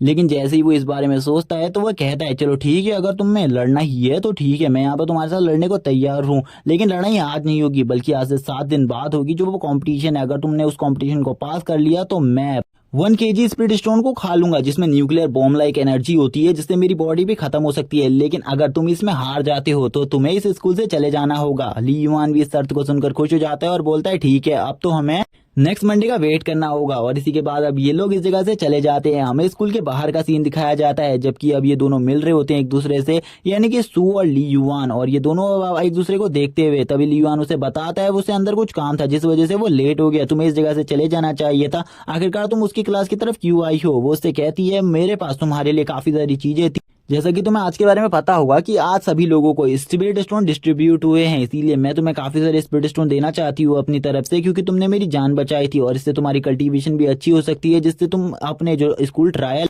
उसको पास कर लोगे। और वो बताती है, उसे टोटली 10 स्पिरिट स्टोन दिए गए हैं, जो कि हाई ग्रेड के स्पिरिट स्टोन है, जिसे सुनकर वो भी हैरान हो जाता है, क्योंकि उनकी क्लास में भी एक स्टूडेंट पढ़ता है, उसे हाई ग्रेड के स्पिरिट स्टोन क्यों नहीं दिए। लेकिन तभी जो ली युआन होता है वो उसे मना कर देता है, उससे कहता है, मुझे स्पिरिट स्टोन की अभी कोई भी जरूरत नहीं है, अगर तुम मुझे देना ही चाहती हो तो तुम मुझे बाद में दे देना। लेकिन वो इसका मतलब नहीं समझती और उससे कहती है, आखिरकार तुम क्या कहना चाहते हो, तुम मुझे सिंपली अपनी बातों को समझा सकते हो। तो वो उसे समझाते हुए कहता है, मैं तुमसे कहना चाहता हूँ कि जब मैं इस कंपटीशन को जीत जाऊंगा, पूरी तरीके से फिनिश कर दूंगा, तब तुम मुझे ये स्पिरिट स्टोन दे देना, क्योंकि इससे तुम्हारे जो ये स्पिरिट स्टोन है ये पूरे तरीके से वेस्ट भी नहीं होंगे, और तुम्हें सही जने को ये स्पिरिट स्टोन दे भी दोगी। तभी जो ली युआन होता है उससे कहता है, अगर तुम इन स्पिरिट स्टोन का यूज नहीं करोगी तो तुम्हारी जो पावर है वो किस तरीके से बढ़ेगी। वो उसे बताती है, उसके पास एक 9 टेल फॉक्स की एबिलिटी है, जिस वजह से उसे इस ट्रायल को कंप्लीट करने के लिए बिल्कुल भी इन स्पिरिट स्टोन की जरूरत नहीं है। अगर वो चाहे तो बिना स्पिरिट स्टोन के भी इन टास्क टास्कों को कंप्लीट कर सकती है, इसीलिए उसे चिंता करने की उसके बारे में कोई भी जरूरत नहीं है, वो काफी ज्यादा स्ट्रांग है पहले से ही। तभी जो ली युआन का सिस्टम होता है वो भी उसे चेक करता है और उसे बताता है कि इसकी स्ट्रेंथ काफी ज्यादा है, तुमसे तो काफी ज्यादा है, अगर तुम इससे 1-on-1 फाइट करते हो तभी भी तुम इससे नहीं जीत सकते, क्योंकि इसके पास नाइनटेल फॉक्स की फ्रीजिंग एबिलिटीज हैं और फ्रीजिंग एबिलिटीज के होने का मतलब है तुम्हारे जीतने का बहुत कम चांस है इसके अगेंस्ट अगर तुम फाइट करते हो तो, और तुम्हारा स्पीड भी बिल्कुल भी इतना स्ट्रांग नहीं है। इसी के बाद सू अपने घर पहुंच जाती है और अब उसे तो अपनी लोकेशन पर जाना था, यानी कि स्पिरिट हॉल जाना था, ताकि वो उस जगह पर जाकर अपने लिए उन स्पिरिट स्टोन को कन्वर्ट करा सके। और अब वो उसकी लोकेशन अपने सिस्टम से पूछता है, जिसके बाद सिस्टम उसे उसकी सही लोकेशन पर पहुंचा देता है और उसे कहता है ये तुम्हारी सही लोकेशन है, इस जगह पर आकर तुम्हें इन सभी चीजों को कन्वर्ट करा लेना चाहिए। जैसे ही वो उसका जो सिस्टम होता है वो इस जगह को देखता है, वो कहता है ये जगह कितनी ज्यादा आलीशान है, लेकिन उसे वो चुप करा देता है और कहता है मेरे को यहाँ पर बिल्कुल भी डिस्ट्रैक्ट मत करो, अगर तुमने ये सब कुछ दोबारा किया तो मैं तुम्हें बिल्कुल भी नहीं छोड़ूंगा। तभी हमें दिखाया जाता है एक बंदे को जो कि इस जगह का ओनर होता है, यानी कि इस जगह पर होस्ट होता है। वो कहता है आखिरकार तुम्हें क्या काम है, तभी उसे ली युआन बताता है कि उसको ये काम है और वो तुरंत ही उसे अपना स्पिरिट स्टोन दे देता है, जिसे वो कन्वर्ट करने को कहता है। पहले तो वो उसे पागल समझ रहा होता है, आखिरकार कौन बंदा है जो कि अपने हाईएस्ट ग्रेड वाले स्पिरिट स्टोन को चेंज कराता है, लेकिन वो उसे उसका चेंज दे देता है और वो उसे काफी सारे नॉर्मल यानी कि लो ग्रेड के स्पिरिट स्टोन दे देता है और उसके बाद उसे 500 रुपए भी मांगता है, जिसे वो पे करते हुए कहता है चलो ठीक है अब मुझे इस जगह से चले जाना चाहिए। और वो अपने सिस्टम से पूछता है क्या वो बंदा मुझे पागल समझ रहा था। उसका सिस्टम उसे बताता है कि अगर तुम किसी भी हाईएस्ट लेवल की चीज को लोवेस्ट में कन्वर्ट कराओगे तो सामने वाला बंदा तुम्हें पागल ही समझेगा। अभी हमें वापस से उसके बीस्ट का एनालिटिक्स दिखाया जाता है जो कि काफी ज्यादा बेकार होते हैं, क्योंकि वो अभी भी एक बी रैंक का बीस्ट होता है, लेकिन अब उसे वो सारे के सारे स्पिरिट स्टोन दे दिए जाते हैं जिनको वो खाने को कहता है और कहता है जल्दी से इसे खा लो, इससे तुम्हारी पावर काफी ज्यादा बढ़ जाएगी और इससे तुम्हारे अंदर एटॉमिक लाइक एनर्जी आ जाएगी और तुम्हारी पावर भी काफी ज्यादा बढ़ जाएगी। इसी के साथ ही जो वो उसका स्पिरिट बीस्ट होता है वो भी इन सारे के सारे स्पिरिट स्टोन को तुरंत ही खा जाता है, लेकिन थोड़ी ही देर बाद उसकी बॉडी में काफी ज्यादा एनर्जी एंटर हो जाती है, जिसके बाद हमें दिखाया जाता है इस जगह पर उसकी जो लेवल है वो बढ़ जाता है। हमें तभी इस जगह पर 7 स्टार लेवल्स के बारे में बताया जाता है, जिसमें से जो सबसे पहले लेवल होता है वो रॉयल रैंक होता है, अगला जो होता है वो लॉर्ड होता है, उसके बाद बीस्ट किंग रैंक आता है। और जो ये बीस्ट किंग रैंक है ये काफी ज्यादा अच्छा रैंक होता है, इसमें जो सभी बीस्ट की होती है उनकी पावर काफी ज्यादा बढ़ जाती है। इसी के बाद जनरल और वॉर गॉड लेवल आते हैं, यानी कि ये दोनों सबसे ज्यादा लोएस्ट लेवल है। और इसी के साथ ही हमें बताया जाता है ली युआन का जो पेट है वो इस टाइम पर वॉर लेवल का है। इसी के बाद 7 दिन बाद का सीन दिखाते हैं जहां पर सभी लोग अपने बारे में बहस कर रहे होते हैं। एक बंदा कहता है कि मैंने काफी ज्यादा पावर से ट्रेनिंग करी, जितने भी स्पिरिट स्टोन थे उन सभी को एब्जॉर्ब किया और उसके बाद भी जो मेरा रैंक है यानी कि मेरे स्पिरिट बीस्ट का रैंक वो बहुत ज्यादा कम निकला है, क्योंकि मेरे स्पिरिट बीस्ट का रैंक अभी भी 4 स्टार वॉर गॉड रैंक की है। तभी दूसरा बंदा उसे कहता है तुम्हारा इतना तो है, मेरा तो अभी भी 2 स्टार वॉर गॉड रैंक की है, कितना ज्यादा कमजोर हूं मैं तो इस टेस्ट को बिल्कुल भी पास नहीं कर पाऊंगा। इस टेस्ट को पास करने की हिम्मत 2 ही जने कर सकते हैं, जो कि एक है झाओ भाई और दूसरी और कोई नहीं मिस सू है। झाओ भाई का रैंक मुझे बिल्कुल भी नहीं पता अभी तक वो वॉर गॉड के कितने स्टार पर पहुंच चुका होगा, लेकिन वो बंदा सही में काफी ज्यादा अमेजिंग है, उसकी पावर काफी ज्यादा है हमारे स्कूल में। और वो बंदा बोलता है बी रैंक के लिए भी शायद से ये टास्क बहुत ज्यादा मुश्किल होगा। तभी हमारा मेन कैरेक्टर भी इस जगह पर आ जाता है, वो कहने लगता है मुझे बिल्कुल भी नहीं पता आखिरकार इस टेस्ट में मेरा जो रैंक है वो क्या होने वाला है। तभी हमें दिखाया जाता है जो झाओ होता है, झाओ डियान और उसके साथी होते हैं वो तुरंत ही यहाँ पर ली युआन के पास आ जाते हैं और ली युआन को टीज करना स्टार्ट कर देते हैं। वो ली युआन से कहते हैं क्या तुमने अपने पेट के लेवल को 1 स्टार कर लिया। ली युआन उससे कहता है तुम इन सब चीजों के बारे में छोड़ो, क्या तुम्हारी तैयारी पूरी हो चुकी है। जैसे ही वो इस बारे में कहता है वो कहता है हाँ मेरा जो स्पिरिट बीस्ट है वो पूरी तरीके से 8 रैंक का बन चुका है, इसीलिए तुम चिंता मत करो इस बारे में, तुम पक्का इस बार हार जाओगे। लेकिन वो उसकी बेइज्जती करते हुए उससे कहता है मैं 1 kg स्पिरिट स्टोन खाने की बात कर रहा था, जिसकी बात सुनकर वो गुस्से में आ जाता है। लेकिन तभी टीचर इस जगह पर आ जाती है, टीचर सभी से कहती है सभी के सभी लाइन में आ जाओ, क्योंकि मैं सभी का टेस्ट एक एक कर लेने वाली हूँ, इसीलिए जल्दी से जल्दी सभी के सभी ट्रेनिंग रूम में आ जाना, वहीं पर तुम्हारा टेस्ट लिया जाएगा। तुम्हारे पास रोल नंबर और तुम्हारे आईडी कार्ड होने जरूरी है। झाओ डियान काफी ज्यादा गुस्सा होकर लियान से कहने लगता है तुम पक्का इस स्कूल से जाओगे, तुम इस स्कूल से जब तक नहीं जाओगे तब तक मुझे शांति बिल्कुल भी नहीं मिलेगी। तभी हमें दिखाया जाता है टेस्ट रूम का सीन, जिसके अंदर अब सभी का टेस्ट कंप्लीट हो चुका था, अब थोड़े ही बच्चे बचे थे, जिसमें अब ली युआन का नंबर आ जाता है। ली युआन को बुलाया जाता है और ली युआन को बुलाते ही वो लोग ली युआन की रिपोर्ट को चेक करते हैं और रिपोर्ट चेक कर वो काफी ज्यादा निराश होते हैं। वो कहते हैं ये तो एक ई रैंक का है और उसके कंधे पर हाथ रखकर उससे कहते हैं बच्चे तुम इस टेस्ट को बिल्कुल भी पास नहीं कर पाओगे, लेकिन फिर भी तुम इस टेस्ट को देने आए हो, इसीलिए जल्दी से उस जगह पर बैठ जाओ, तुम्हारा टेस्ट स्टार्ट हो जाएगा। और वो तुरंत ही उसको एक वर्चुअल हेलमेट पहना देते हैं, जिसके बाद वो उसे एक वर्चुअल रियलिटी में भेजना स्टार्ट करते हैं, क्योंकि ये उनका पहला मिशन था, यानी कि एक टेस्ट ही था, जिस वजह से वो उन्हें रियल मिशन के लिए बिल्कुल भी नहीं भेज रहे थे। जैसे ही उसकी आंखें खुलती हैं वो अपने चारों तरफ के नज़ारे को देखकर हैरान हो जाता है। वो कहता है सही में ये जगह तो काफी ज्यादा एडवांस है, क्योंकि मैं तो एक डेजर्ट में आ गया हूँ इतनी जल्दी। और उसे सब कुछ रियली फील हो रहा था। वो क्या इस जगह पर जो पेन है वो भी हमें पूरे तरीके से फील होगा, इस रियलिटी के बारे में वो सब कुछ जानना चाहता था। लेकिन तभी जो उसका फर्स्ट टेस्ट होता है वो उसके सामने आ जाता है। एक 3rd स्टार वुल्फ उसके सामने आ जाता है, जो कि एक 2 स्टार वुल्फ होता है। ये काफी ज्यादा स्ट्रॉन्ग वुल्फ होता है और आते ही ये काफी ज्यादा पावरफुल रोर को क्रिएट करने लगता है, जिससे हमारे मेन कैरेक्टर को भी थोड़ा बहुत झटका लगता है। लेकिन वो बिल्कुल भी नहीं डरता, क्योंकि इससे भी ज्यादा स्ट्रॉन्ग बीस्ट को वो पहले ही संभाल चुका था, जिस वजह से उसे इस बात की बिल्कुल भी चिंता नहीं थी कि ये बीस्ट कितना ज्यादा पावरफुल है। और वो अपनी हैंड पावर से ही इसे मार देता है। और तभी कुछ और बीस्ट आने लगते हैं और वो उन बीस्ट को देखकर बोलता है शायद से तुम लोग मुझे डिसअपॉइंट नहीं करोगे अपनी पावर से, इसीलिए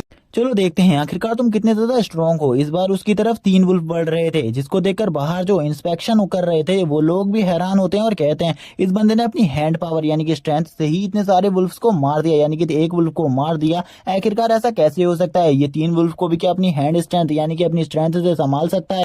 और ये सब देखकर उनकी हैरानी और ज्यादा बढ़ जाती है, क्योंकि उसने अभी अभी 3 वुल्फ्स को बहुत ज्यादा इजीली टेक ओवर कर लिया था। जिसके बाद एक बंदा कहता है ये तो काफी ज्यादा अमेजिंग है, अगर ये बंदा सारे के सारे राउंड्स क्लियर करता है तो ये आगे चलकर हमारे लिए जो हमारी कंट्री उसमें से एक बहुत ज्यादा बड़ा टैलेंट बनकर उभरेगा। इसकी जो स्ट्रेंथ और इसकी जो पावर है इसके बारे में मैं कुछ भी नहीं कह सकता। तभी वो और भी काफी सारे बीस्ट के ऊपर अटैक करने लगता है। एक वुल्फ का तो वो सर ही फोड़ देता है बहुत ज्यादा बुरे तरीके से हमला कर कर, और इसी के साथ बोलता है चलो ठीक है, मुझे लगता है कि तुम लोग काफी ज्यादा पावरफुल हो गए हो, इसीलिए मुझे भी अपनी अब ए रैंक की मार्शल आर्ट का यूज करना होगा। जैसे ही वो अपने मार्शल आर्ट का यूज करने लगता है वो और ज्यादा स्पीड से उनके ऊपर अटैक करता है, जिसको देखकर इन इंस्पेक्शन वालों के तो होश ही उड़ जाते हैं। वो बोलते हैं आखिरकार कोई ऐसा कैसे कर सकता है? इस बच्चे का जो तुमने रैंक देखा था क्या वो सही था?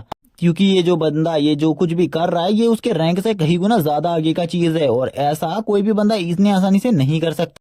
अब इसी के बाद जितने भी इंस्पेक्शन टीचर्स होते हैं उनकी भी थोड़ी बहुत हालत खराब हो जाती है। वो भी इस बारे में सोचने लगते हैं आखिरकार ये बंदा क्या चीज है जो कि इतने आसानी से इतने सारे मॉन्स्टर्स को मार रहा है। एक बंदा बोलता है क्या तुमने इसका रिपोर्ट सही देखी थी कि इसके पास जो स्पिरिट बीस्ट है वो ई रैंक का ही है? तभी वो बंदा बोलता है हाँ, और वो ये बात बोलते हुए पूरे तरीके से श्योर था, क्योंकि उसने उस रिपोर्ट को अच्छे तरीके से देखा था। अब वो लोग ध्यान से और अच्छे तरीके से इसके मैच को देखते हैं और हमें वापस से ली युआन को दिखाते हैं। ली युआन बोल रहा होता है अभी भी ये लोग मुझे काफी ज्यादा डिसअपॉइंट कर रहे हैं, लेकिन तभी उसका जो सिस्टम होता है वो उसे उस जगह पर आकर बताता है कि अभी इस जगह पर तुम्हारा कोई भी राउंड टेस्ट नहीं लिया जा रहा, बल्कि अभी तुम्हें खाली ट्रेन किया जा रहा है ताकि जो तुम आगे वाले मॉन्स्टर्स हैं उनका सामना कर सको। तभी इस जगह पर एक पावरफुल वुल्फ आ जाता है जो कि 3rd स्टार वुल्फ होता है, जिसकी पावर काफी ज्यादा होती है, जिसकी पावर को जब ली युआन सेंस करता है उसे भी समझ में आ जाता है इसका सामना करना बहुत ज्यादा मुश्किल होने वाला है। उसका सिस्टम भी बताता है ये काफी ज्यादा पावरफुल है, इसीलिए इसका जो सामना है वो तुम्हें अच्छे तरीके से करना होगा। और वो वापस से अपनी पोजीशन ले लेता है ताकि वो इसके साथ भी फाइट कर सके और इसको हरा सके। लेकिन उसका जो पेट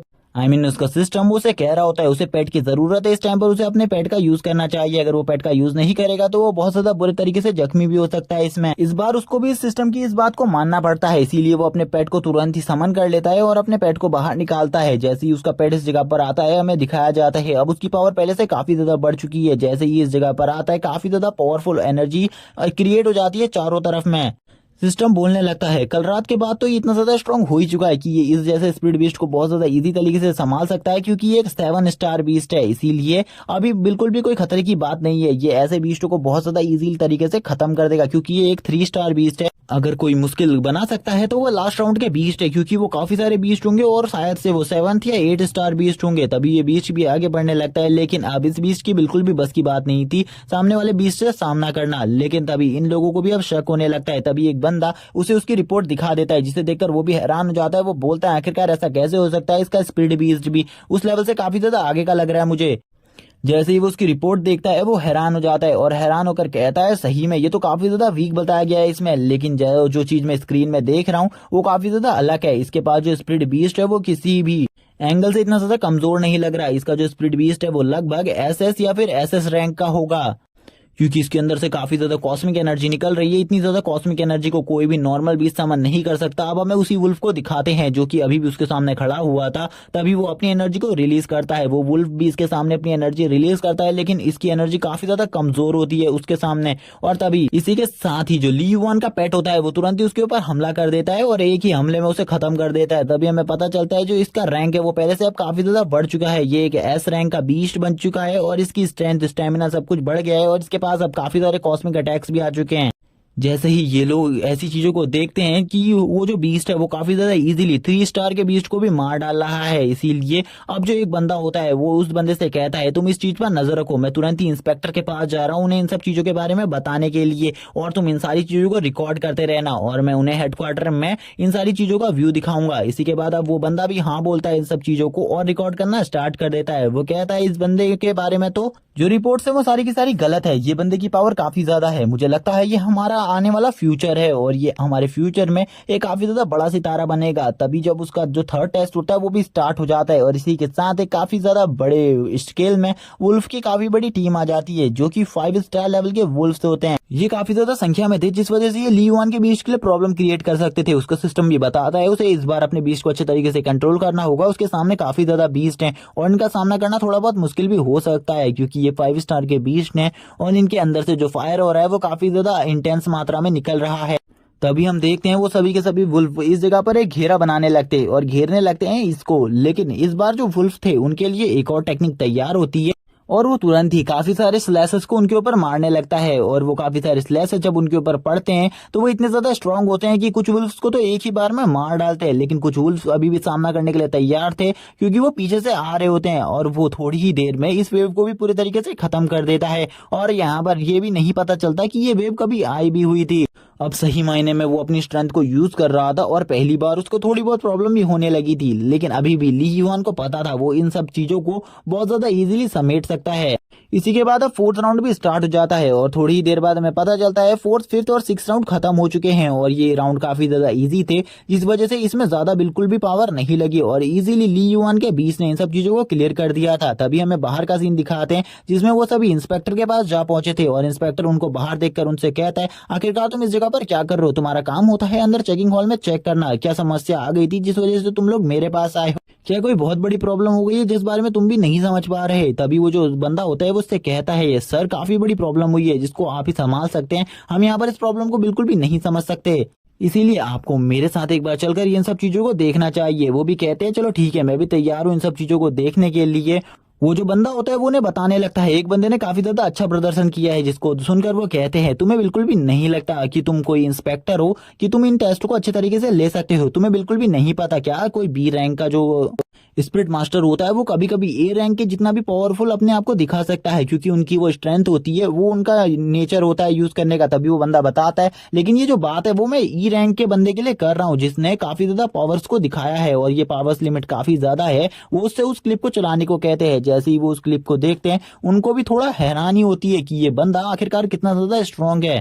वो कहने लगते हैं क्या तुमने इस बंदे की रिपोर्ट्स अच्छे से चेक करी थी। वो कहते हैं अब तक मैं इसकी रिपोर्ट्स को 4 बार देख चुका हूँ और बिल्कुल भी इसकी रिपोर्ट सेम ही है, ये एक ई रैंक का बंदा है लेकिन जो इसकी स्ट्रेंथ है वो काफी ज्यादा है और ये बंदा जिस तरीके से फाइट कर रहा है और इसका स्पिरिट बेस्ट को आप देख सकते हैं ये एक नॉर्मल ई रैंक का बीस्ट बिल्कुल भी नहीं है, लगता है कि ये अपने वॉर जनरल लेवल पर पहुंच गया है। और ऐसे बीस्ट को हम कैसे कह सकते हैं कि ये एक ई रैंक का बीस्ट है। जैसे ही वो भी देखते हैं वो भी कहते हैं हाँ ये तो एक वॉर जनरल लेवल का बीस्ट है लेकिन इसके जो सारे रिपोर्ट्स हैं उनमें तो ई रैंक के लिखा हुआ है। तभी वो काफी ज्यादा हैरान होते हैं और उससे कहते हैं ये अपने ट्रायल ग्राउंड के कौन से लेवल पर पहुंच गया है। वो सभी लोग बताने लगते हैं ये अपने 10th लेवल पर पहुंच गया है और ये इसका लास्ट टेस्ट है जिसके बाद इसके सारे के सारे टेस्ट खत्म हो जाएंगे। हमें लास्ट टेस्ट का सीन दिखाते हैं जिसमें 7 स्टार के टोटली 10 वुल्फ ने इस बार ली युआन के बीस्ट को घेरा हुआ था और ये सिचुएशन काफी ज्यादा हार्ड थी क्योंकि इस सिचुएशन में जीतना काफी ज्यादा मुश्किल होने वाला था। और इसी के साथ ये वाली वीडियो यही पर एंड हो जाती है। अगर इसका नेक्स्ट पार्ट देखना चाहते हो तो चैनल को सब्सक्राइब कर दो और कमेंट में नेक्स्ट पार्ट लिखना मत भूलना जिससे मुझे पता चले कि आप इस सीरीज को आगे देखना चाहते हो या फिर नहीं। Okay bye guys.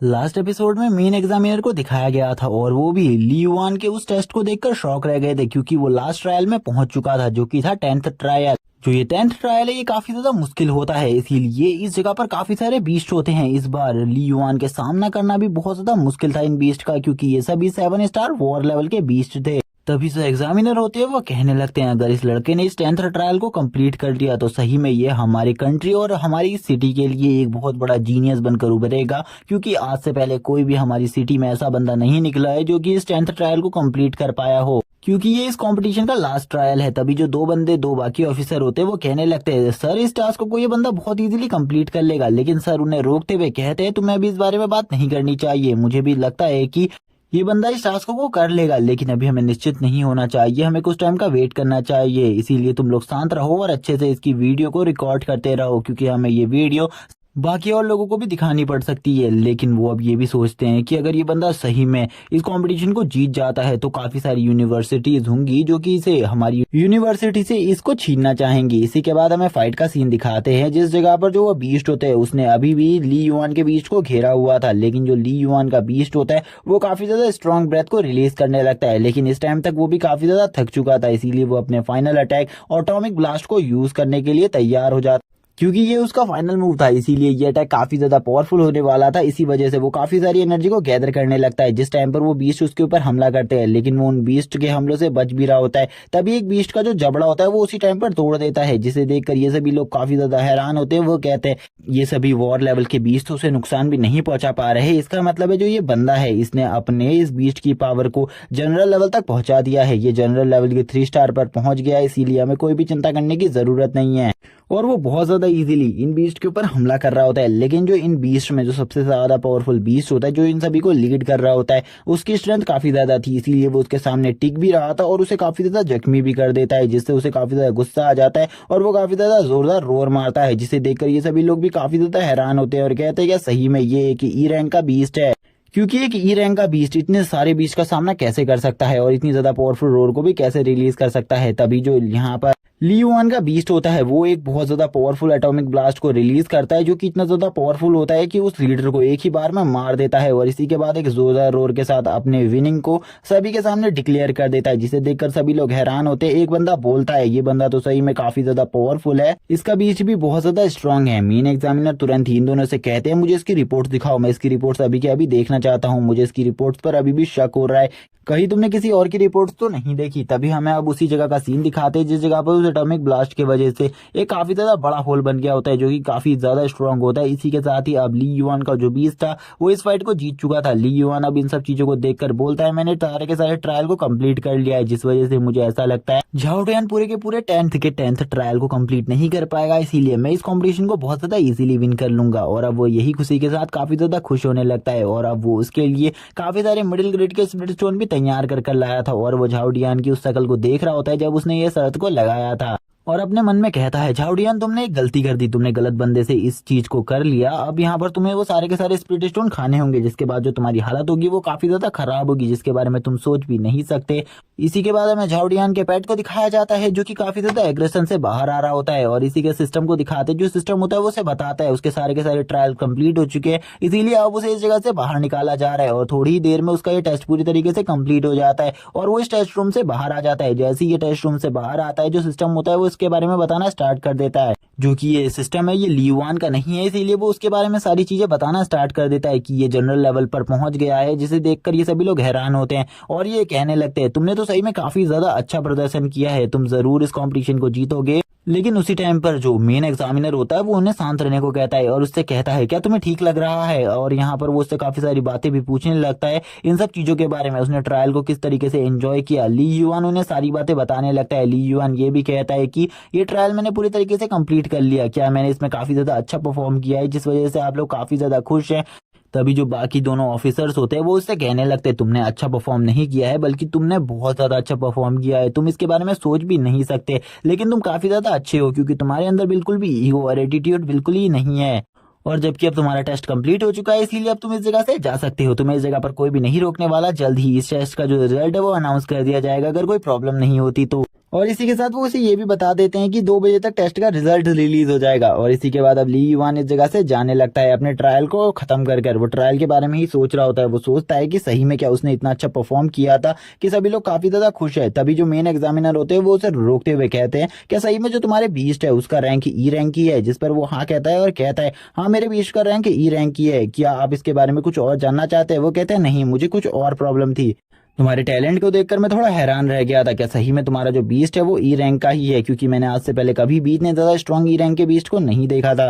ली युआन बताने लगता है कि उसका बीस्ट पहले से ही इतना ज्यादा स्ट्रॉन्ग नहीं था, आजकल ही में उसका बीस्ट काफी ज्यादा स्ट्रॉन्ग हो गया है, जिसे सुनकर वो भी हैरान होते हुए कहते हैं तुम यहाँ से जा सकते हो। अब जो दोनों एग्जामिनर होते हैं वो उससे पूछते हैं क्या आपको कुछ समझ में आया, तो वो कहते हैं मुझे इसके बारे में कुछ भी समझ में नहीं आया, लेकिन इस बंदे की जो स्ट्रेंथ है और इसने जिस तरीके से इस एग्जाम को दिया है, सही में ये एक उभरता हुआ सितारा है और आगे चलकर ये हमारे कॉलेज का नाम बहुत ज्यादा रोशन करेगा। और अगर ये इसी तरीके से हाई स्कूल में भी परफॉर्म करेगा तो जरूर एक दिन ये गॉड लेवल पर भी पहुंच जाएगा स्पिरिट पेट के। इसी के साथ ही अब हमें बाहर का सीन दिखाते हैं। बाहर सभी लोग काफी ज्यादा हैरान होते हैं, सभी लोग आपस में बातें करने लगते हैं इन सब चीजों के बारे में कि उन्होंने कंपटीशन को किस तरीके से दिया। इसी के बाद जो ली युआन होता है उसके पास सू आ जाती है। सू से कहने लगती है क्या उसका टेस्ट हो चुका है। वो उससे उसके टेस्ट के बारे में पूछना चाहती थी लेकिन नहीं पूछ पाती। ली युआन तभी उससे पूछता है तुम्हारा टेस्ट कैसा रहा। तभी वो बताने लगती है उसका टेस्ट काफी अच्छा रहा, उसने टोटली 9 लेवल्स को क्लियर कर दिया है, इसीलिए तुम्हें चिंता करने की कोई भी जरूरत नहीं है। उसके अलावा इस एकेडमी में ऐसा कोई भी नहीं है जो कि इस कंपटीशन को इतने अच्छे तरीके से पास किया हो। ली युआन उसे देखकर बोलता है मैंने बिल्कुल भी नहीं सोचा था इस लड़की की प्रतिभा इतनी ज्यादा अच्छी होगी, ये इतनी ज्यादा टैलेंटेड होगी। वो ली युआन को देखकर सोच रही होती है कि मैं इससे पूछूं आखिरकार जो इसका टेस्ट का रैंक है ये क्या है और इसने कितने ज्यादा फ्लोर्स को क्लियर किया है, लेकिन वो उससे ये पूछ नहीं पाती। ली युआन भी उसकी इन बातों को समझ लेता है लेकिन वो कुछ भी नहीं कहता और बस यहाँ पर शांत रहता है। ये वो सोच रहा होता है अपने मन में अगर वो इसे बता देगा उसने 10 के 10 फ्लोर्स को क्लियर कर दिया है तो ये काफी ज्यादा शॉक होगी और इसकी बात को बिल्कुल भी नहीं मानेगी। जब कंपटीशन का रिजल्ट अनाउंस होगा तभी इन बातों को जाना जाए तो काफी ज्यादा अच्छा रहेगा, किसी के मन में किसी भी चीज की कोई गलत भावना नहीं आएगी। इसी के बाद वो ली युआन से कहने लगती है मुझे तुम उस जगह पर खाने के लिए ले चलो जिस जगह पर हम पहले खाया करते थे। ली युआन भी उसकी बात को मान जाता है लेकिन उससे कहता है वो जगह तो काफी ज्यादा दूर है, अगर हम उस जगह पर जाएंगे तो शायद से हम लेट हो सकते हैं एग्जाम का रिजल्ट देखने में। तभी वो उससे कहती है तुम चलो यहाँ से, वैसे भी हमें एग्जाम के रिजल्ट से कोई मतलब नहीं है। तुम यहाँ पर ये मत सोचो कि मेरे अलावा इस कंपटीशन को कोई और जीत सकता है। अगर यहाँ पर बात रही झाओ डियान की तो वो मेरे आसपास भी नहीं भटकेगा। और इसी के साथ ही अब ये दोनों इस जगह से निकल जाते हैं। लेकिन ली युआन को तो पता था कि जो सू है वो बिल्कुल भी इस कॉम्पिटिशन को टॉप नहीं करने वाली, लेकिन वो इसके बारे में कुछ भी नहीं बताता। इसी के बाद हमें वापस स्कूल का सीन दिखाते हैं। स्कूल में काफी सारे लोग आपस में बातें कर रहे होते हैं, तभी एक बंदे को सभी लोग देखने लगते हैं जो कि और कोई नहीं झाओ डियान होता है। जैसे ही झाओ डियान इस जगह पर आता है कुछ लोग कहने लगते हैं ये तो एस रैंक वाली प्रतिभा है हमारे स्कूल की, सही में ये एक बंदा काफी ज्यादा टैलेंटेड है। ये आते ही सभी को बताने लगता है कि इसने टोटल 7 फ्लोर्स को क्लियर कर दिया है। इसीलिए इस एकेडमी में यानी कि इस स्कूल में ये सोल बीस्ट कंपटीशन हुआ है, इसमें टॉप रैंकिंग वही हासिल करेगा यानी कि वो फर्स्ट आएगा। और वो इन सब बातों का काफी ज्यादा ढिंढोरा पीटने लगता है, आस पास में सभी लोगों को इस बारे में बता देता है, जिस वजह से सभी लोग उसको अटेंशन देने लगते हैं और उसी के बारे में पढ़ने लगते हैं और कहने लगते हैं ये तो सही में काफी ज्यादा टैलेंटेड है हमारे स्कूल में, हमने बिल्कुल भी नहीं सोचा था इस जैसा टैलेंट भी हमारे स्कूल में होगा। और वो इन सभी के सामने अपनी अटेंशन को बनाए रखकर शांति से आगे बढ़ रहा होता है अपने दोस्तों के पास में। तभी वो उसी टाइम पर उसका जो मन होता है उसमें ख्याल आता है आखिरकार ली युआन कहाँ गया। ली युआन के बारे में सोचते हुए वो अपने दोस्तों से पूछता है आखिरकार तुम्हें ली युआन के बारे में पता है कि वो कहाँ गया। लेकिन उसके दोस्त उसे बताते हैं ली युआन को उन्होंने नहीं देखा, शायद से वो इस जगह से भाग गया है क्योंकि तुमने उसे कहा था कि तुम इस जगह से निकल जाना, अगर तुम कंपटीशन को क्लियर नहीं कर पाए तो शायद से वो भाग गया, इसीलिए अब तुम्हें चिंता करने की जरूरत नहीं है, वो तो पहले ही भाग चुका है। तभी जो उसका एक मोटा वाला दोस्त होता है वो उससे कहता है तुम क्यों चिंता कर रहे हो, वैसे भी अगर उसकी जगह पर मैं होता तो मैं तुम्हारे साथ इस शर्त को बिल्कुल ही नहीं लगाता, मुझे पता होता कि रिजल्ट्स क्या आने वाले हैं और वैसे भी उस जैसा कचरा तुम्हारे सामने कहाँ ही टिक पाएगा, इसीलिए तुम्हें चिंता करने की कोई भी जरूरत नहीं है। इस बात को सुनने के बाद जो झाओ डियान होता है वो कहता है हाँ वैसे भी तुम हर चीज में सही कह रहे हो। और वो अपने मन में सोचते हुए कहता है जहां भी वो चला गया ये बहुत ज्यादा अच्छी बात है, उसे इस जगह पर नहीं रहना चाहिए था। और जल्द ही जो रिजल्ट होता है वो भी अनाउंस होने वाला था और अब करेक्ट 2 बजने वाले थे, 2 बजे रिजल्ट अनाउंस होने वाला था। तभी यहाँ पर जो ठाउटियान होता है वो तुरंत ही ली युआन और सू को एक साथ आते हुए देख लेता है, जिसके बाद तो उसकी जल के राख हो जाती है और वो यहाँ पर काफी ज्यादा गुस्से में कहने लगता है आखिरकार मैंने इस बंदे को देखा भी तो किसके साथ देखा, सू के साथ, मैंने इसे मना किया था सू के साथ रहने के लिए लेकिन ये फिर भी उसी के साथ है। और तभी वो ली युआन से कहने लगता है क्या तुम कुछ भूल रहे हो, मैंने तुम्हारे साथ एक शर्त लगाई थी, तुम्हें शर्त के बारे में तो याद होगा, क्या तुम्हारा टेस्ट काफी ज्यादा अच्छा गया है। ली युआन उसे कहता है मेरा टेस्ट काफी ज्यादा अच्छा गया है इसीलिए तुम्हें चिंता करने की जरूरत नहीं है, बस तुम यहाँ पर अपना ख्याल रखो, तुम यहाँ पर उतने सारे स्पिरिट स्टोन को किस तरीके से खा पाओगे। लेकिन तभी उसका जो एक दोस्त होता है वो उससे कहता है क्या तुम्हें सही में लगता है कि फर्स्ट लेवल को क्लियर कर वो भी बहुत ज्यादा मुश्किल से तुम इस जगह पर काफी ज्यादा अच्छी रैंकिंग हासिल कर सकते हो और पास हो सकते हो। बिल्कुल भी नहीं। जिस बात को सुनने के बाद सू को भी काफी ज्यादा गुस्सा आ जाता है, सू इन सभी की बातों को काफी ज्यादा गुस्सा होती है सुनकर, लेकिन वो लड़की होने की वजह से कुछ भी नहीं कह पाती, सभी लोग उसकी बेइज्जती कर रहे होते हैं। तभी जो झाओ डियान होता है वो आगे आकर बोलता है तुम काफी ज्यादा वीक और कचरे हो, तुम यहाँ पर जितने भी लोग खड़े हैं उन सभी के सामने एक सबसे बड़ा कचरा हो, उन सभी के बीच में तुम कचरे के अलावा कुछ भी नहीं हो जो कि एक दाग की तरह दिखता है। इसी के साथ ही ली युआन उसे कहता है तुम अपने बारे में चिंता करो, आखिरकार तुम इतने सारे स्पिरिट स्टोन को कैसे खा पाओगे क्योंकि अभी टेस्ट का रिजल्ट रिलीज नहीं हुआ है, इसीलिए तुम वेट करो। इसी के साथ ही हमें वापस से अब उस घड़ी की तरफ दिखाया जाता है जिसमें आपका रैंक 2 बच चुके थे। इसी के साथ ही रिजल्ट अनाउंस होने के बारे में बता दिया जाता है कि रिजल्ट अनाउंस हो चुका है। जितने भी स्टूडेंट होते हैं वो सभी के सभी अपनी रैंकिंग देखने के लिए आगे बढ़ते हैं। झाओडियान सोचने लगता है उसकी तो फर्स्ट रैंकिंग ही होगी, इसीलिए उसे चिंता करने की कोई भी जरूरत नहीं है। जैसे ही वो अपनी रैंकिंग के पास जाता है और अपनी रैंकिंग को चेक करने लगता है, उसकी हालत खराब हो जाती है क्योंकि उसकी रैंकिंग 3rd होती है और वो ये देखकर हैरान था। वो कहने लगता है आखिरकार ऐसा कैसे हो सकता है, मैं 3rd रैंकिंग पे कैसे हो सकता हूँ जो फर्स्ट रैंकिंग और 2nd रैंकिंग पर है। आखिरकार वो दोनों कौन है। जैसे ही वो 2nd रैंकिंग वाले को देखता है वो कहता है मैंने बिल्कुल भी नहीं सोचा था जो सू है वो मुझसे ज्यादा टैलेंटेड होगी, ये तो सही में काफी ज्यादा अमेजिंग है।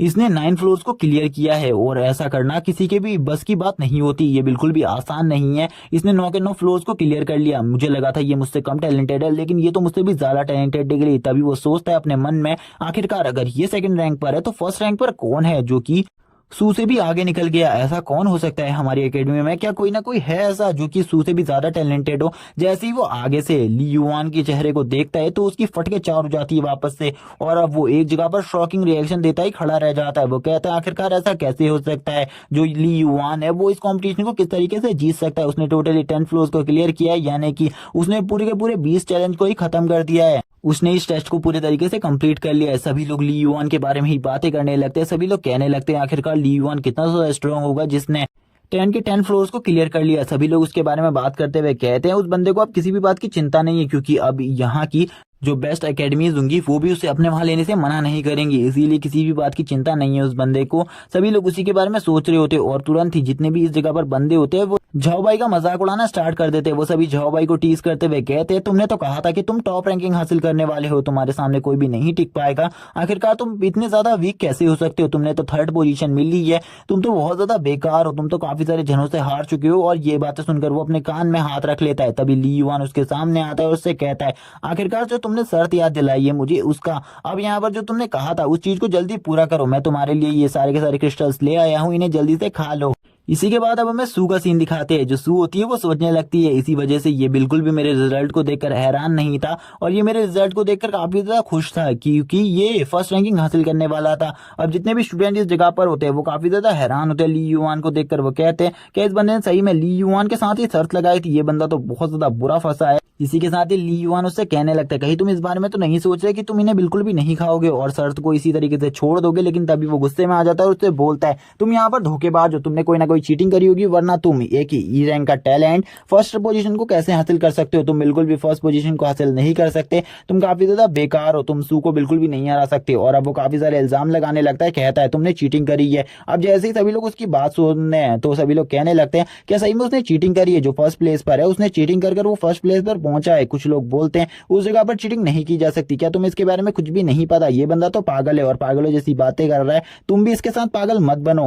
ली युआन जैसे ही ये कहता हुआ सुनता है कि सभी लोग उसे चीटर कह रहे हैं तो उसे काफी ज्यादा बुरा लगता है। वो कहता है मैं बिल्कुल भी चीटर नहीं हूँ, अगर तुम हार चुके हो तो अपनी हार को तुरंत ही मान लो, तुम्हें यहाँ पर यही कुछ भी कहने की जरूरत नहीं है कि मैंने चीटिंग करी है, इसीलिए तुम शांत हो जाओ। वो काफी ज्यादा गुस्से में अभी भी चिल्ला रहा होता है और कहता है तुम एक चीटर हो, तुमने कोई ना कोई चीटिंग जरूर करी होगी वरना तुम इस कॉम्पिटिशन में फर्स्ट रैंक को कैसे हासिल कर पाए। एक ई रैंक टैलेंट कितना ज्यादा वीक होता है इसके बारे में मुझे अच्छे तरीके से पता है, इसीलिए तुम इसके बारे में मुझे बिल्कुल भी मत समझाओ। तभी जैसे ही कुछ लोग उसके बारे में सुनते हैं कि उसका जो टैलेंट बीस्ट है वो एक ई रैंक का बीस्ट है, कुछ लोग कहने लगते हैं हाँ ये बात तो सच है, कोई ई रैंक का टैलेंट यानी कि कोई ई रैंक का बीस्ट बिल्कुल भी इस काम को नहीं कर सकता। अब यहाँ पर तुरंत ही उसका सिस्टम भी सामने आता है और उससे कहने लगता है तुम्हारे लिए तो एक बहुत बड़ी प्रॉब्लम क्रिएट हो गई है, इस प्रॉब्लम से बाहर निकलने के लिए तुम्हें काफी ज्यादा मेहनत करनी पड़ेगी, मुझे ऐसा लगता है। ली युआन उससे बोलता है जाओ भाई तुम्हें यहाँ पर ज्यादा तमाशा करने की कोई भी जरूरत नहीं है, तुम सर हार चुके हो और ये साफ हो चुका है, इसीलिए इन सब चीजों के बारे में मत सोचो और तुरंत ही इसे खा लो। लेकिन वो उसे गालियां देते हुए कहता है तुम कमीने इंसान, तुमने यहाँ पर धोखा किया है, मैं जरूर इसके बारे में मेन एग्जामिनर को जरूर बताऊंगा। ली युआन भी ये सुनकर कहता है तुम्हें यहाँ पर कुछ भी करना है जल्दी करो, लेकिन उससे पहले ये जितने भी क्रिस्टल्स है इन्हें खा लो। लेकिन वो उसे धोखेबाज कहकर इधर से जाने लगता है और कहता है मैं जल्द ही ये सारी की सारी बातें मेन एग्जामिनर के सामने रखूंगा और वो तुरंत ही फैसला कर देंगे। ली युआन भी इन सब चीजों के लिए तैयार हो जाता है। ली युआन कहने लगता है चलो ठीक है यहाँ पर तुम्हें जो भी करना है वो जल्दी करो। इसी के बाद एक बहुत ज्यादा पावरफुल सप्रेशन ऑरा चारों तरफ क्रिएट हो जाता है जो कि एक बियर का होता है, जो कि कोई नॉर्मल बियर नहीं था, जो कि एक लॉर्ड रैंक के 3 स्टार का बियर था, जो कि और किसी का नहीं मेन एग्जामिनर का था। और इनके बारे में हमें बताया जाता है ये सिटी के सबसे ज्यादा टैलेंटेड इंसान है, यही सबसे ज्यादा पावरफुल है सिटी में और यही सिटी के सारे मॉन्स्टर्स को रोकते हैं और इनका रैंक भी लॉर्ड रैंक होता है। जिसके बारे में ली युआन का सिस्टम उसे बता रहा होता है। सभी लोग काफी ज्यादा सप्रेशन में होते हैं। ली युआन कहता है इनका जो बीस्ट का सप्रेशन है वो काफी ज्यादा है, क्योंकि लॉर्ड रैंक का जो बीस्ट का सप्रेश पावर होता है वो काफी ज्यादा होता है, क्योंकि ये हमारे ऊपर काफी ज्यादा ग्रेविटी फोर्स को लगा रहे हैं। तुरंत ही ये आते हुए इधर कहते हैं आखिरकार वो कौन है जो कि मेरे नाम को बुला रहा है, और यहाँ पर एग्जाम के बारे में कुछ बातें कर रहा है। कौन एग्जाम की रीचेकिंग करवाना चाहता है। तभी उसी टाइम पर जो सामने आता है वो एज एक्सपेक्ट एक झाऊ होता है। झाऊ यहाँ पर आकर कहता है मुझे एक बंदे की रीचेकिंग करवानी है, जो कि और कोई नहीं है, हमारा जो फर्स्ट पोजीशन हासिल करने वाला है ली युआन, क्योंकि ये एक ई रैंक टैलेंट है। उसके बाद भी इसने फर्स्ट पोजीशन को किस तरीके से हासिल किया, वो भी 10 के 10 लेवल को क्लियर कर ऐसा बिल्कुल भी नहीं हो सकता। आपको भी पता है कि ई रैंक का जो टैलेंट होता है वो कितना ज्यादा वीक होता है। उसके बाद भी इसने कैसे किया, इन सब चीजों के बारे में हमें एक्सप्लेनेशन चाहिए। जिस पर वो कहने लगते हैं क्या तुम्हें इस बारे में कोई शक है। मैं इस बंदे के बारे में तुम्हें एक चीज कहना चाहता हूँ, जो इस बंदे का टेस्ट है वो मेरी आंखों के सामने हुआ था। उस टाइम पर मैं भी उसी जगह पर मौजूद था, इसीलिए तुम्हें इस बंदे पर शक करने की कोई भी जरूरत नहीं है। इस बंदे का जो टेस्ट था वो पूरी तरीके से फेयर टेस्ट था। ये सुनने के बाद तो उसकी और ज्यादा हालत खराब हो जाती है। वो कहता है आखिरकार ऐसा कैसे हो सकता है, प्लीज। वो उनसे कहने लगता है क्या पता आपने कोई गड़बड़ी हो गई हो, क्योंकि उस जगह पर ये कोई ना कोई चीटिंग का सामान तो लेकर ही गया था, जिस वजह से ये फर्स्ट पोजीशन को हासिल किया होगा। सभी लोग अब ली युआन के फेवर में आने लगते हैं। कुछ लोग झाओ के भी फेवर में आते हैं, लेकिन ज्यादातर लोग ली युआन के फेवर में ही थे, क्योंकि उन्हें पता था कि जो सीनियर एग्जामिनर है वो बिल्कुल भी गलती नहीं कर सकते। अब वो सीनियर एग्जामिनर के सामने भी चिल्लाते हुए कहता है कि जरूर उसमें कोई ना कोई गड़बड़ी हुई होगी, या फिर वो मशीन में गड़बड़ी हो गई होगी, वरना ये बंदा बिल्कुल भी फर्स्ट पोजीशन को हासिल नहीं कर सकता। तभी जो एग्जामिनर होते हैं वो कहने लगते हैं क्या तुम्हें ऐसा लगता है कि मैंने इसका एग्जाम को रिजल्ट है उसमें चीटिंग करी है, क्या तुम मेरे ऊपर शक कर रहे हो। और वो काफी ज्यादा गुस्से में ये सारी बातें करते हैं। तभी जो झाऊ होता है वो काफी ज्यादा शर्मिंदा हो जाता है। वो उनसे कहने लगता है ऐसा बिल्कुल भी नहीं हो सकता, आप बिल्कुल भी चीटिंग नहीं करवा सकते किसी को भी। इस बारे में मुझे भी पता है और बाकी सभी को भी पता है, लेकिन सभी को ये भी पता है कि एक ई रैंक का टैलेंट कितना ज्यादा कमजोर होता है, और ये बात आप भी अच्छे तरीके से जानते हैं। तो ऐसा कैसे हो सकता है। आखिरकार ये बंदा 10 के 10 स्टेजेस को किस तरीके से कंप्लीट कर सकता है। अगर आप हम सभी को यकीन दिलाना चाहते हैं इस बात पर, तो हमें आप इस बंदे का यानी कि ली युआन की वो पूरी की पूरी फुटेज हम सभी को भी दिखा दे, जिसके बाद हमें विश्वास हो जाएगा कि सही में ये फर्स्ट रैंक के काबिल है और इसी ने उस टेस्ट को पूरे फेयर तरीके से कंप्लीट किया है। वरना हम बिल्कुल भी नहीं मानने वाले, क्योंकि इस जैसा बेकार कचरा बिल्कुल भी हमारी एकेडमी में फर्स्ट पोजीशन हासिल करने के लायक नहीं है। अब उसके जितने भी सपोर्टर इस जगह पर थे वो काफी ज्यादा जोर से चिल्लाने लगते, और अब वो ली युआन से कहता है मैं यहाँ पर तुम्हें एक चीज कहना चाहता हूँ। इसी के साथ ही सू भी उसे मारने के लिए आगे बढ़ती है, लेकिन ली युआन तुरंत ही सू को रोक लेता है। वो झाऊ से कहता है अपनी बात को रखो। झाऊ से कहता है मैं तुमसे बस इतना कहना चाहता हूँ, तुम मेरे साथ एक फाइट कर लो, जिसके बाद यहाँ पर सभी को पता चल जाएगा तुम कितने ज्यादा स्ट्रांग हो अगर तुम उस फाइट को जीत गए तो। तभी ली युआन का सिस्टम उससे कहता है बाहर आकर कि ये बंदा तुम्हारे लिए काफी ज्यादा प्रॉब्लम को क्रिएट करने वाला है, इसीलिए इसे जल्दी से जल्दी खत्म करो। तभी जो झाओ डियान होता है वो कहता है कि मास्टर आप भी इस कंपटीशन को करवाना चाहिए, क्योंकि अगर ये कंपटीशन होगा तो शायद से हम दोनों में जो अंडरस्टैंडिंग हुई है, मिसअंडरस्टैंडिंग, वो पूरी तरीके से क्लियर हो जाए। इस बात के लिए वो भी मान जाते हैं, क्योंकि वो उन फुटेजेस को नहीं ला सकते थे, जिस पर वो ली युआन से राय लेने को कहते हैं। तभी जो ली युआन होता है वो भी सभी लोगों के प्रेशर में होता है। सभी लोग चाहते थे कि वो इस फाइट को जरूर से जरूर लड़े, क्योंकि वो सभी देखना चाहते थे कि इसने चीटिंग करी है या फिर नहीं। जिस बात का जो फैसला होता है वो खाली इस फाइट से हो सकता था। इसीलिए जो झाओ होता है वो उससे कहता है क्या सही में तुम इस फाइट को करना चाहते हो तो जल्दी से जल्दी मुझे बता दो, क्योंकि मैं इस फाइट को ऑर्गेनाइज करा रहा हूँ। लेकिन जो सू थी वो उससे मना करती है। वो कहती है तुम्हें ये फाइट करने की कोई भी जरूरत नहीं है, क्योंकि ये बंदा तुम्हें नीचा दिखाने की कोशिश कर रहा है। तभी ली युआन कहता है तुम्हें इस बारे में चिंता करने की कोई भी जरूरत नहीं है, तुम मेरे बारे में काफी ज्यादा चिंता कर रही हो। और वो तुरंत ही अपने हाथ को आगे करता है और खड़ा करते हुए कहता है ठीक है, यहाँ पर मैं भी इस कॉम्पिटिशन के लिए तैयार हूँ, मैं इस फाइट को करने के लिए तैयार हूँ। जल्दी से कोई लोकेशन ढूंढो और उस जगह पर हम फाइट करेंगे, और मैं जरूर इसे हरा दूंगा। और हमेशा जैसे कि झाऊ से कचरा बोला करता था, अब वो उसे कचरा बोलते हुए कहता है इस जैसे कचरे की मेरे सामने कोई भी हैसियत नहीं है फाइट करने की, इसीलिए मैं इसे बहुत ज्यादा बुरे तरीके से हराऊंगा। इसे सुनने के बाद झाऊ को भी बुरा लगता है, लेकिन वो हंसते हुए कहता है ये तो वक्त बताएगा आखिरकार इस कॉम्पिटिशन को कौन जीतता है। जो कि एग्जामिनर होते हैं, मेन एग्जामिनर, वो कहने लगता है ठीक है, ये जो हमारा एग्जाम हॉल है मैं इस टेस्ट को हमारे एग्जाम हॉल में ही करवाऊंगा, क्योंकि ये जो भी मिसअंडरस्टैंडिंग हुई है ये हमारे एग्जाम हॉल में ही हुई है। जिसे सुनकर झाऊ भी रेडी हो जाता है और ली युआन भी। झाऊ कहने लगता है इसको आप ही को होस्ट करना होगा, क्योंकि आप इसके गवाह बनेंगे आगे चलकर कि ये कंपटीशन आपकी आंखों के सामने हुआ था जब ये बंदा हारेगा। जिसके बाद अब वो दोनों ही आपस में बहुत ज्यादा बहस करने लगते हैं, और जो झाओ होता है वो उससे कहता है आज मैं तुम्हें जरूर बहुत ज्यादा अच्छा सबक सिखाऊंगा। तुमने सू को बहुत ज्यादा अच्छे तरीके से टच किया है ना, लेकिन आज मैं तुम्हारे उन हाथों को तोड़ दूंगा जिन हाथों से तुमने सू को टच किया है। इतनी ज्यादा खूबसूरत और टैलेंटेड लड़की एक टैलेंटेड लड़के के साथ ही अच्छी लगती है, बिल्कुल भी तुम जैसे कचरे के साथ नहीं। जो मास्टर होते हैं वो तो इन लोगों को समझाने की पूरी कोशिश कर रहे थे कि तुम्हें फाइट नहीं करनी चाहिए, फाइट करके कुछ भी हासिल नहीं होने वाला, लेकिन इन दोनों को तो फाइट ही करनी थी। इसीलिए अब मास्टर भी रेडी हो जाते इस फाइट के लिए और वो तुरंत ही इन्हें अपने अरीना में लेकर आ जाते। अरीना काफी ज्यादा बड़ा होता है जिसमें काफी सारे स्टूडेंट बैठे हुए थे और मास्टर उन सभी को अब इसके बारे में कहते हैं, ये फाइट तो मैं स्टार्ट कर रहा हूँ लेकिन इसके कुछ रूल्स हैं, अगर तुम इन रूल्स को नहीं मानोगे तो तुम तुरंत ही फाइट हार जाओगे। जैसे कि तुम किसी भी अननोन थिंग का इस फाइट में यूज नहीं कर सकते, जिस बात को वो दोनों ही मान लेते हैं। ली युआन कहता है चलो ठीक है, फर्स्ट अटैक तुम मेरे ऊपर कर सकते हो, मैं तुम्हें पूरा चांस दे रहा हूँ अपने ऊपर फर्स्ट अटैक करने का। तभी जो झाओ होता है वो उससे कहता है बाद में तुम ये मत कहना कि मैंने तुम्हारे ऊपर फर्स्ट अटैक किया था, तुम ही मुझे फर्स्ट अटैक करने का चांस दे रहे हो। अब वो दोनों भी यहाँ पर इस फाइट को करने के लिए तैयार हो जाते हैं। वो दोनों ही काफी ज्यादा गुस्से में होते हैं एक दूसरे से। जो ली युआन होता है वो उससे कहता है आज मैं तो इस बंदे को अच्छा सबक सिखाऊंगा, जितना भी आज तक इस बंदे ने मुझे टीज किया है इन सब चीजों का बदला आज इसे जरूर मिलेगा। लेकिन दूसरी तरफ जो झाओ होता है वो सोच रहा होता है वो इस बंदे की जो पोल है वो सभी के सामने खोल कर रख देगा, ये कितना ज्यादा वीक है, और तुरंत ही अपना जो 20 सोल होती है उसको समन करना स्टार्ट कर देता है और थोड़ी ही देर में वो अपने जो 20 सोल होती है उसे समन कर लेता है इस जगह पर, जो कि एक स्केलेटन क्रैब टाइप होती है। जैसा कि हमें इस सोल के बारे में पहले ही बता दिया गया है कि ये एक वॉर जनरल लेवल की सोल है, जिसको देखकर सभी लोग शॉक हो जाते हैं। वह कहते हैं सही में एक एसएस रैंक 20 काफी ज्यादा पावरफुल होता है, इसका जो ऑरा है वो चारों तरफ अरीना में फैल चुका है। आज हम पहली बार एक एसएस रैंक 20 को देख रहे हैं क्योंकि ये काफी ज्यादा अमेजिंग होता है। सभी लोग इसको काफी ज्यादा अच्छे तरीके से देखने लगते हैं क्योंकि उन्हें काफी ज्यादा अच्छा लग रहा था ये बीस्ट। इसी के साथ ही जो झाओ का बीस्ट होता है वो ली युआन के ऊपर हमला कर देता है, लेकिन ली युआन ने अभी तक अपने बीस्ट को नहीं निकाला होता। तभी जो झाओ का बीस्ट होता है वो झाओ की तरफ से कहने लगता है तुम काफी ज्यादा वीक हो, तुम हमारे सामने बिल्कुल भी नहीं टिक सकते। तभी जो बाकी जो जितने भी इस जगह पर स्टूडेंट होते हैं वो कहते हैं अभी तक ली युआन ने अपने बीस्ट को क्यों नहीं निकाला, क्या सही में उसने चीटिंग करी थी। कुछ लोग कहने लगते हैं सही में उसका बीस्ट शायद से इतना ज्यादा कमजोर है जो ई रैंक का बीस्ट है, जिस वजह से वो इस जगह पर नहीं आ सकता और सामना भी नहीं कर पाएगा।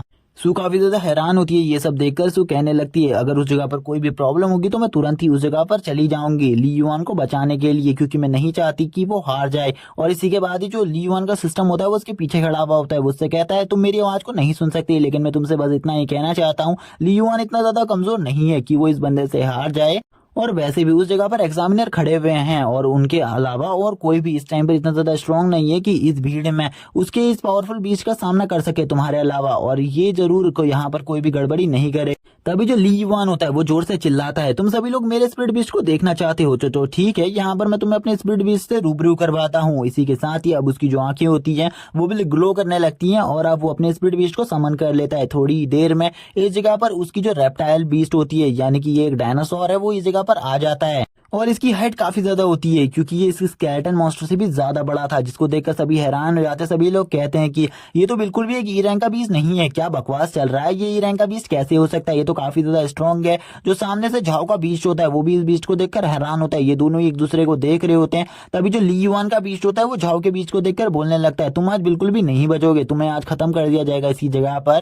इसी के साथ ही इस जगह पर फाइट स्टार्ट हो जाती है। जो ये फाइट होती है ये काफी ज्यादा इंटेंस होती है, ये दोनों ही एक दूसरे को हराने की पूरी कोशिश कर रहे थे और इस जगह पर जो जमीन होती है वो बहुत ज्यादा बुरे तरीके से ध्वस्त भी होने वाली थी। इसी के साथ ही जो झाओ का बीस्ट होता है वो अपने काफी ज्यादा पावरफुल अटैक को कर देता है, लेकिन ली युआन का बीस्ट भी अपने हैंड पाम अटैक को कर देता है, लेकिन इस अटैक से वो तुरंत ही बचने की कोशिश करता है क्योंकि उसे इसके बारे में पता चल गया था कि ये अटैक काफी ज्यादा स्ट्रॉन्ग होने वाला है, क्योंकि इसके बारे में पहले ही ली युआन ने उसे बता दिया था कि ये अटैक इतना ज्यादा पावरफुल है कि इस अटैक की वजह से उसके बीस्ट की सारी हड्डियां भी टूट सकती है। इसीलिए वो इस अटैक को देखते ही अपने बीस्ट को तुरंत ही पीछे कर लेता है, जिस वजह से ये अटैक जैसे ही जिस जगह पर लगता है उस जगह पर एक बहुत ज्यादा बड़ा गड्ढा बन जाता है और ये गड्ढा इतना ज्यादा बड़ा था कि इसको देखकर झाओ भी हैरान था। इसी के साथ ही अब झाओ के बीस्ट को दिखाते हैं जो कि पीछे आने की वजह से थोड़ा बहुत डर भी गया था, लेकिन वो अभी भी इतना ज्यादा वीक नहीं था कि वो इस बीस्ट का सामना ना करे और इस जगह से भाग जाए। झाओ अपने बीस्ट से कहता है तुरंत ही उसके ऊपर अपनी मल्टीपल स्ट्राइक अटैक से अटैक करो उसके ऊपर और उसकी हालत को काफी ज्यादा खराब कर दो और उसको बहुत बुरी तरीके से जख्मी कर दो। और वो तुरंत ही उसकी ऐसी बात सुनकर अपने जो क्रैप वाले पंजे होते हैं उनसे अटैक करने के लिए आगे बढ़ता है। और गाइज यहाँ पर मैं पहले ही बता दूं जो ली युआन का बीस्ट है वो काफी ज्यादा स्ट्रॉन्ग है क्योंकि वो जनरल लेवल पर है और ये अभी भी वॉर लेवल पर है, इसीलिए इसका सामना उसके लिए करना बहुत ज्यादा मुश्किल बात है। इसी के बाद झाओ का बीस्ट भी अब आगे बढ़ने लगता है। झाओ का बीस्ट काफी ज्यादा गुस्से में ली युआन के बीस्ट से कहता है तुम आज बिल्कुल भी नहीं बचोगे, लेकिन जो ली युआन का बीस्ट था वो झाओ के बीस्ट को बार बार उठा के पटकने लगता है और बहुत ज्यादा बुरे तरीके से उसकी बॉडी को कुचलने लगता है। और ये देखकर तो अब झाओ को भी समझ में आ जाता है कि ये सामने वाला बीस्ट जिससे वो सामना कर रहा है वो काफी ज्यादा स्ट्रॉन्ग है, उसका सामना करना इतना भी आसान नहीं होने वाला उसके लिए।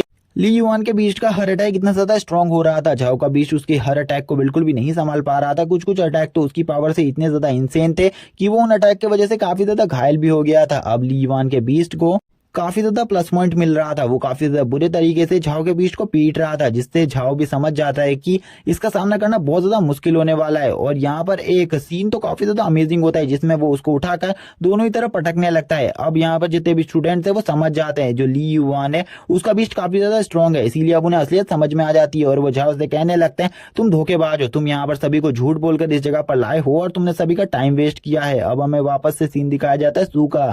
सू कहती है मैंने आज से पहले बिल्कुल भी इसके बीस्ट को नहीं देखा था, लेकिन इसका बीस्ट मेरे बीस्ट से भी काफी ज्यादा अमेजिंग है। मैंने इतना ज्यादा पावरफुल अटैक बिल्कुल भी नहीं देखा। और वो काफी ज्यादा हैरान भरे लुक से यहाँ पर उसके बीस्ट को देख रही होती है, लेकिन तभी जो झाओ होता है उसे ये हार बिल्कुल भी बर्दाश्त नहीं होती और वह कहने लगता है मैं तुमसे बिल्कुल भी नहीं हार सकता, मैं तुम जैसे कचरे से बिल्कुल भी नहीं हार सकता, इसीलिए तुम आज मरने के लिए तैयार हो जाओ, आज तुम्हें मरना होगा और इस तुम्हारे बीस्ट को भी जिसने मेरे बीस्ट को नुकसान पहुंचाया है। अब ली युआन का बीस्ट भी गुस्से में होता है, इसीलिए वो उसे थोड़ा बहुत पीछे धक्का दे देता है और काफी ज्यादा पीछे फेंक देता है एक लात मारकर, जिसके बाद सभी को ऐसा लगने लगता है कि अब जो झाओ का बीस्ट है वो पूरे तरीके से ओवर हो चुका है, अब वो बिल्कुल भी स्टैंड नहीं कर पाएगा। लेकिन उसी टाइम पर जो झाओ होता है वो उस अपने बीस्ट को एक पिल खिला लेता है जो कि काफी ज्यादा पावरफुल पिल होती है, जिस वजह से उसका लेवल बढ़ जाता है, जिसको देखकर एग्जामिनर कहते हैं ये कॉम्पिटिशन अब पहले ही खत्म हो चुका है क्योंकि तुमने चीटिंग करी है झाओ, जिस वजह से जो झाओ का बीस्ट होता है उसका लेवल तुरंत ही जनरल लेवल के लेवल 3 पर पहुंच जाता है। लेकिन इसके काफी सारे डिसएडवांटेज भी थे, जिस वजह से इसके बीस्ट की जो इंजरी थी वो काफी ज्यादा बढ़ जाएगी और आगे चलकर इसका बीस्ट को रिकवर होने में 1 महीने का टाइम लगेगा।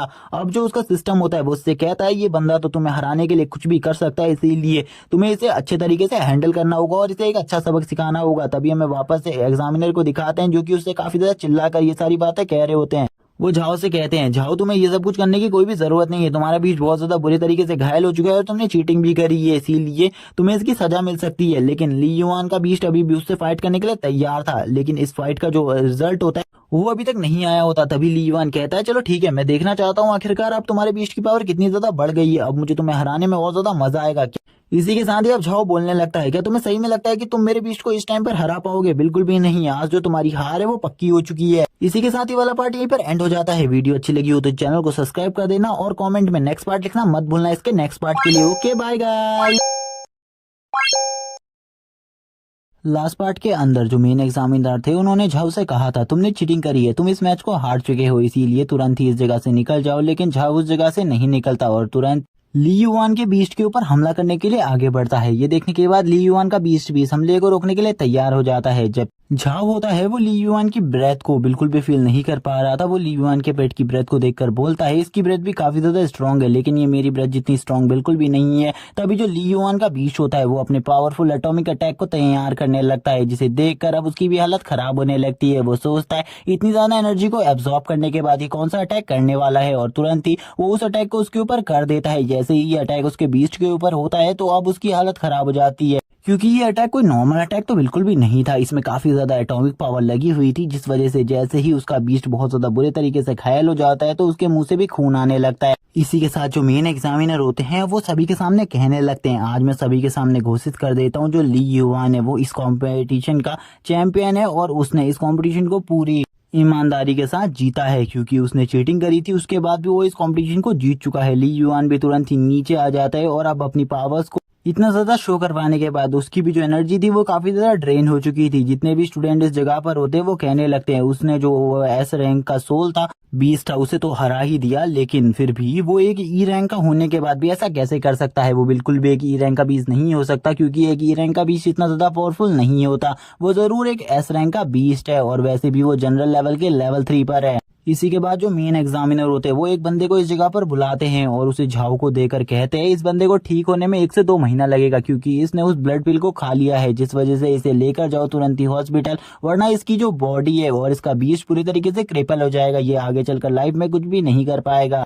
अब यहाँ पर जो दोनों लोग होते हैं वो भी उसे ले जाने लगते हैं और ली युआन को कांग्रेस करते हैं। तभी जो मास्टर होते हैं वो ली युआन से कहने लगते हैं तुम सही में काफी ज्यादा काबिल इंसान हो, मैं तुमसे कुछ बात करना चाहता हूँ। ली युआन भी उनसे कहता है ठीक है आप मुझसे कोई भी बात कर सकते हैं। वो कहते हैं मैं एक मेन एग्जामिनर ही नहीं हूँ बल्कि मेरी एक अकेडमी है और मैं एक अकेडमी का भी सदस्य हूँ, इसीलिए मैं चाहता हूँ कि तुम हमारी मो हुआन अकेडमी में आ जाओ। तुम हमारी मोहुआन एकेडमी के बारे में तो जानते ही होगे, वो कितनी ज्यादा पॉपुलर, कितनी ज्यादा पावरफुल एकेडमी है। इसीलिए मैं चाहता हूँ तुम जैसा जो जीनियस है वो हमारी एकेडमी में आ जाए, जिसे सुनने के बाद पहले तो ली युआन जो होता है वो थोड़ा बहुत शॉक होता है, उसे कुछ भी समझ में नहीं आ रहा होता, तभी जो उसका सिस्टम होता है वो उसे सारी बात बता देता है। तभी जो ली युआन होता है वो कहने लगता है, मास्टर मैं आपकी एकेडमी को ज्वाइन कर सकता हूँ, इसमें मेरे को कोई भी प्रॉब्लम नहीं है, बट मुझे एक चीज आपसे पूछनी है, क्या मैं भी उस चीज के बारे में पूछ सकता हूँ? मास्टर उसमें हाँ कहते हैं। वो पूछता है, अगर मैं आपकी एकेडमी को ज्वाइन कर लेता हूँ तो मुझे क्या चीजें मिलेंगी, इसके बारे में आप मुझे बता सकते हैं? मतलब आपकी एकेडमी में मेरा क्या फायदा होगा अगर मैं आपकी एकेडमी को ज्वाइन करता हूँ? ये सुनने के बाद थोड़ा देर वो सोचते हैं और उससे कहते हैं, तुम्हें बिल्कुल भी चिंता करने की कोई जरूरत नहीं है। उनका रिएक्शन भले ही शॉकिंग था, लेकिन फिर वो उससे अच्छे तरीके से बात कर रहे थे। वो कहते हैं, तुम बिल्कुल भी चिंता मत करो, तुम्हें जो भी रिसोर्सेज चाहिए वो तुम्हें दिए जाएंगे। और मैं तुम्हें एक और चीज बता दूं, तुम अगर हमारी एकेडमी को ज्वाइन करते हो तुम्हें टोटली 5 लाख रुपए, 20 स्पिरिट स्टोन वो भी टॉप ग्रेड वाले, और 5 स्पिरिट कोर मिलेंगे, और तुम्हें एक जनरल रैंक का वेपन भी दिया जाएगा। और वो ये सब कहने के बाद शांत हो जाते हैं और उससे कहते हैं, अब तुम्हारी चॉइस है कि तुम हमारी एकेडमी में आना चाहती हो या फिर नहीं, क्योंकि मैंने जो तुम्हें ऑफर दिया है वो काफी ज्यादा अच्छा है। तभी जो ली युआन का बीस्ट होता है वो इन सभी चीजों की काउंटिंग करने लगता है और बोलता है, जो ये पिल्स दे रहे हैं हमें 5 पिल्स, उनकी कीमत 25 लाख है, और जो वो 20 टॉप ग्रेड के स्पिरिट स्टोन है उनकी कीमत भी काफी ज्यादा है। इसीलिए तुम इस डील को हाँ कर दो, क्योंकि ये डील काफी ज्यादा अच्छी है, इसमें बहुत ज्यादा तुम्हारा फायदा है। ये सुनने के बाद ली युआन उससे कहता है, क्या तुम्हें भी यही फैसला मेरा सही लगता है? तभी उसका जो सिस्टम होता है वो उससे कहता है कि तुम्हारे पास अभी और कोई भी ऑप्शन नहीं है, अगर तुम्हारे पास ऑप्शन होते तो कोई बात थी, लेकिन इतना ज्यादा जब तुम्हें अच्छा ऑफर मिल रहा है तो तुम्हें ये ऑफर को तुरंत ही एक्सेप्ट कर लेना चाहिए। ली युआन भी अब मास्टर के पास जाने लगता है और मास्टर से कहता है, मैं इसके बारे में सोच सकता हूँ कि मैं आपकी एकेडमी को ज्वाइन करूंगा या फिर नहीं, क्योंकि अभी मेरे पास सोचने का टाइम बिल्कुल ही नहीं है। लेकिन तभी एक चिल्लाती हुई आवाज आती है, हुआन अभी तो स्टूडेंट्स को अपनी एकेडमी में लेना भी स्टार्ट नहीं हुआ, तो तुम ऐसा कैसे कर सकते हो? तुम्हें मेरा वेट करना चाहिए था इस स्टूडेंट के लिए। लेकिन तभी यहाँ पर जो ली युआन होता है वो सोचने लगता है, आखिरकार ये बंदा कौन है, इतना ज्यादा एरोगेंटली बात कर रहा है मास्टर हुआन से। हमें तभी इसका नाम बताया जाता है, इसका जो नाम है वो चेन यू है, और ये यांजिंग एकेडमी से आया हुआ है, और ये यांजिंग पैलेस का पैलेस मास्टर है, वाइस पैलेस मास्टर है। ये यहाँ पर आते हुए काफी ज्यादा गुस्सा था और वो कहने लगता है, हुआन तुम ऐसा कैसे कर सकते हो हमारे साथ, इस जैसे टैलेंटेड बंदे को हमारी एकेडमी में होना चाहिए। और वो तुरंत ही अब ली युआन के सामने कहता है, ये जो इसकी एकेडमी है, इससे ज्यादा पावरफुल जो एकेडमी है वो हमारी एकेडमी है, तुम्हें हमारी एकेडमी में ज्वाइन होना चाहिए। और ये जो कुछ भी तुम्हें दे रहा है मैं इस सब चीजों का दुगना दूंगा, मैं तुम्हें 5 लाख गोल्ड कॉइन और टॉप ग्रेड के 40 स्पिरिट स्टोन, 10 बीस्ट पिल्स दूंगा, जो कि काफी ज्यादा रेयर है। जिसको सुनने के बाद सभी लोग शॉक हो जाते हैं। अब आपस में बात करते हुए जितने भी स्टूडेंट होते हैं वो कहते हैं, एक रेयर टैलेंट की यही कदर होती है, उसको अब सभी अपनी एकेडमी में रखना चाहते हैं, क्योंकि उसका टैलेंट सबसे ज्यादा है और उसके टैलेंट के सामने अभी किसी और का टैलेंट इतना ज्यादा बिल्कुल भी नहीं है, क्योंकि उसने पूरे के पूरे 10 फ्लोर्स को क्लियर कर दिया है। अब इसी के साथ ही ये दोनों ही मास्टर अपने ऑरा को रिलीज करने लगते हैं और तुरंत ही जो मास्टर हान होते हैं वो अपने बीस्ट को बाहर निकाल देते हैं और उससे कहते हैं, आखिरकार तुम्हारी कैसे हुई, जिस बंदे को मैं अपनी एकेडमी में रखना चाहता था तुम उसे अपनी एकेडमी में कैसे ले जा सकते हो? और इसी के साथ वो भी अपनी बीस्ट को बाहर निकालते हुए कहते, तुम्हें क्या लगता है मैं तुमसे डर जाऊंगा? और वो इसी के साथ ही अपने नेदर फायर टाइगर को बाहर निकाल लेते हैं, जो कि काफी ज्यादा स्ट्रांग होता है। अब वो उसको देखकर कहते हैं, तुम्हें ऐसा लगता है अगर कि मैं तुम्हें देखकर डर जाऊंगा तो तुम गलत हो, क्योंकि मैं तुम्हें देखकर बिल्कुल भी नहीं डरूंगा, मैं तुम्हारे साथ फाइट करने को तैयार हूँ। और ये दोनों ही अब अपनी पावर्स को रिलीज करने लगते हैं। इन दोनों का ऑरा काफी ज्यादा स्ट्रांग था। इन दोनों के ऑरा के बीच में हमारे हीरो की हालत काफी ज्यादा खराब हो जाती है। ली युआन बोलता है, मैंने कभी भी नहीं सोचा था इन दोनों का सप्रेशन इतना ज्यादा होगा। लेकिन तभी इस जगह पर एक फैटी मास्टर आने लगता है, जो कि काफी ज्यादा स्ट्रांग ऑरा को रिलीज कर रहा था। ये जैसे ही इस जगह पर आता है, इन दोनों के जो ऑरा का सेंस होता है वो पूरी तरीके से डिसअपेयर हो जाता है, जिसे देखकर ली युआन कहता है, ये मास्टर क्या इन दोनों से भी ज्यादा पावरफुल है, क्योंकि इसने तो इस जगह पर आते ही इन दोनों के ऑरा के सेंस को पूरे तरीके से डिसअपेयर कर दिया इस जगह से। मैं बिल्कुल भी नहीं समझ पा रहा इसका जो लेवल है वो कितना ज्यादा हो सकता है। क्या ये बंदा लॉर्ड रैंक को भी कंप्लीट कर चुका है? जैसे ये बंदा इस जगह पर आता है ये कहने लगता है, तुम दोनों आपस में लड़ना बंद करो, क्योंकि ये जो बंदा है यानी कि ली युआन वो हमारी एकेडमी का स्टूडेंट बनने के लायक है, तुम दोनों हमारे सामने कुछ भी नहीं हो। और वो ली युआन के सामने कहता है कि अगर तुम मेरी एकेडमी में आना चाहते हो तो मैं तुम्हें इन लोगों से भी ज्यादा चीजें दे सकता हूँ, मैं तुम्हें टोटली 8 लाख गोल्ड कॉइन और काफी सारी चीजें दे सकता हूँ, जैसे कि 50 स्पिरिट स्टोन टॉप ग्रेड वाले हो, और तुम्हें 20 बीस्ट कोर दूंगा, जिनकी प्राइस काफी ज्यादा होगी। ये सुनने के बाद जितने भी स्टूडेंट होते हैं सभी के सभी शॉक हो जाते हैं। इसी के साथ ही जो बाकी एकेडमी के एकेडमी मास्टर्स होते हैं वो भी इस जगह पर आ जाते हैं और सभी लोग अब उसे कहते हैं, तुम हमारी यांजिंग एकेडमी में ज्वाइन हो जाओ। यानी कि वो काफी सारी अलग अलग एकेडमी के नाम ले रहे थे और वो उससे कहने लगते हैं, हमारी एकेडमी सबसे ज्यादा अच्छी एकेडमी है। और ये सभी अब ली युआन को अपनी एकेडमी में रखने के लिए कुछ भी कर सकते थे, कितना ही बड़ा झूठ बोल सकते थे। लेकिन तभी जो मास्टर चेन होते हैं वो सभी से कहने लगते हैं तुम सभी को शांत हो जाना चाहिए, यहाँ पर तुम में से कोई भी फैसला नहीं लेगा, तुम सभी अपनी जुबान को बंद करो। ली युआन का खुद का फैसला होगा कि वो किस फैसले को करना चाहेगा। और तभी वो ली युआन से पूछते तुम अपना फैसला बताओ। ली युआन तुरंत ही उनके सामने ग्रीट करता है, उनसे कहता है मैं यहाँ पर खाली 2 ही एकेडमीज में से एक एकेडमी को चॉइस करूंगा, जिनमें से यांजिक एकेडमी और मोहुआन एकेडमी है। बाकी मैं किसी भी एकेडमी को ज्वाइन नहीं करूंगा। जिसके बाद यहाँ पर अब जो वो मास्टर आया हुआ था, यानी कि वो फैटी मास्टर, वो कहता है तुम्हें अगर कभी भी मेरी जरूरत हो तुम तुरंत ही मुझे मैसेज कर देना, कॉल कर देना, ये मेरा कार्ड है। और वो तुरंत ही उससे कहता है थैंक यू मास्टर, जो आप मेरे ऊपर इतनी दया दिखा रहे हैं, मुझे पता है आप काफी ज्यादा अच्छे हैं, इसीलिए आप मेरे साथ ऐसा कर रहे हैं। और अब वो मास्टर भी इस जगह से चला जाता है। ये दोनों कहने लगते हैं चलो ठीक है, अब यहाँ पर वो भी चले गए हैं तो तुम जल्दी बताओ हम दोनों में से तुम किसे चुनने वाले हो, यानी कि तुम हमारी एकेडमी से किस एकेडमी में जाने वाले हो। ये सुनने के बाद तो अब ली युआन का दिमाग और ज्यादा खराब हो जाता है, क्योंकि उसे तो कुछ समझ में ही नहीं आ रहा था। लेकिन वो बोलता है कि कुछ टाइम बाद जब सभी लोग एकेडमी में नाम लिखाने लग जाएंगे तब मैं आपकी एकेडमी में नाम लिखवा लूंगा, आप दोनों में से जिसकी एकेडमी मुझे पसंद होगी। अब इसी के साथ ये दोनों जाने लगते हैं और यहाँ पर ये दोनों जाते हुए भी काफी ज्यादा आपस में लड़ाई कर रहे होते हैं। दोनों ही आपस में कहने लगते हैं मैं तुमसे नहीं डरता, तुमने यहाँ पर मेरे स्टूडेंट को चोरी करने की कोशिश करी है तो मैं तुम्हें बिल्कुल भी नहीं छोड़ूंगा। और जाते जाते भी ये इतना ज्यादा लड़ रहे होते हैं जैसे कि ये दोनों बहुत ज्यादा पुराने दुश्मन हो। इसी के साथ ही जो ली युआन का सिस्टम होता है वो बाहर आते हुए कहता है तुम्हारे सामने तो अब काफी ज्यादा अच्छी अपॉर्चुनिटी आ गई है, तुम दोनों में से किसी को भी ज्वाइन कर सकते हो, तुम्हें काफी ज्यादा रिवॉर्ड्स मिलेंगे। और अब वो काफी ज्यादा खुश होता है उसके लिए। लेकिन ली युआन को कुछ भी समझ में नहीं आ रहा होता वो आखिरकार कौन सी एकेडमी ज्वाइन करे। वो अपने दिमाग में इन्हीं सब चीजों के बारे में सोच रहा था। उसी टाइम पर सू उसके सामने आती है। सू उससे कहती है आखिरकार तुम कौन सी एकेडमी को चॉइस करने वाले हो, मुझे नहीं लगा था बिल्कुल भी तुम इतने ज्यादा स्ट्रांग हो गए। अब ये दोनों ही एक दूसरे से बात करने लगते हैं। सू ली युआन से कहने लगती है कहीं तुम उसी एकेडमी को तो चॉइस नहीं करने वाले जिसे मैं चॉइस करने वाली हूँ। इस पर ली युआन उसे आंसर देते हुए कहता है इसमें क्या फर्क पड़ता है, अगर हम दोनों एक साथ रहेंगे तो हम शायद से एक दूसरे का ज्यादा अच्छे तरीके से ख्याल रख पाएंगे, इसीलिए तुम मुझे बताओ आखिरकार तुम कौन सी एकेडमी को चॉइस करने वाली हो। तो वो मोहुआन एकेडमी के बारे में कहती है। जिस पर ली युआन उससे पूछता है आखिरकार ऐसा क्यों है। तो वो कहती है जो यांजिंग एकेडमी है वहां पर कोई ऐसा बंदा रहता है जिसको देखना मैं बिल्कुल भी पसंद नहीं करती, तो वहां पर मेरा जाने का कोई भी सवाल नहीं उठता, इसीलिए मैं जो मोहुआन एकेडमी है उस एकेडमी में जाने वाली हूँ। और गाइस ये हमें बिल्कुल भी नहीं बताया जाता उस जगह पर ऐसा कौन बंदा है जो सू को बिल्कुल भी पसंद नहीं है या फिर वो उसके बात भी नहीं करना चाहती। लेकिन इसी के बाद अब हमें दिखाया जाता है ली युआन के घर का सीन, जिस जगह पर उसे एक सिल्वर कलर की पेटी मिली हुई होती है जो उसका सिस्टम ने उसे दी थी, क्योंकि आज उसने जो फाइट जीती थी वो काफी ज्यादा बढ़िया फाइट थी। और तभी वो जब उस पेटी को खोल रहा होता है वो सभी सोच रहे होते हैं आखिरकार उसके अंदर से क्या निकलेगा। तभी उसके अंदर से एक क्लॉ निकलता है जो कि एक फायर टाइप क्लॉ था और ये एक जनरल रैंक का वेपन था। ये काफी ज्यादा स्ट्रॉन्ग वेपन होता है जिसके बारे में वो भी सोच रहा होता है। ली युआन कहता है ये बिल्कुल भी बुरा नहीं है। तभी जो उसका सिस्टम होता है उसे बताता है ये एक जनरल रैंक का वेपन है, अगर तुम इससे किसी भी बंदे के ऊपर या किसी भी बीस्ट के ऊपर हमला करोगे तो उसे पूरी तरीके से फायर से कवर कर दिया जाएगा।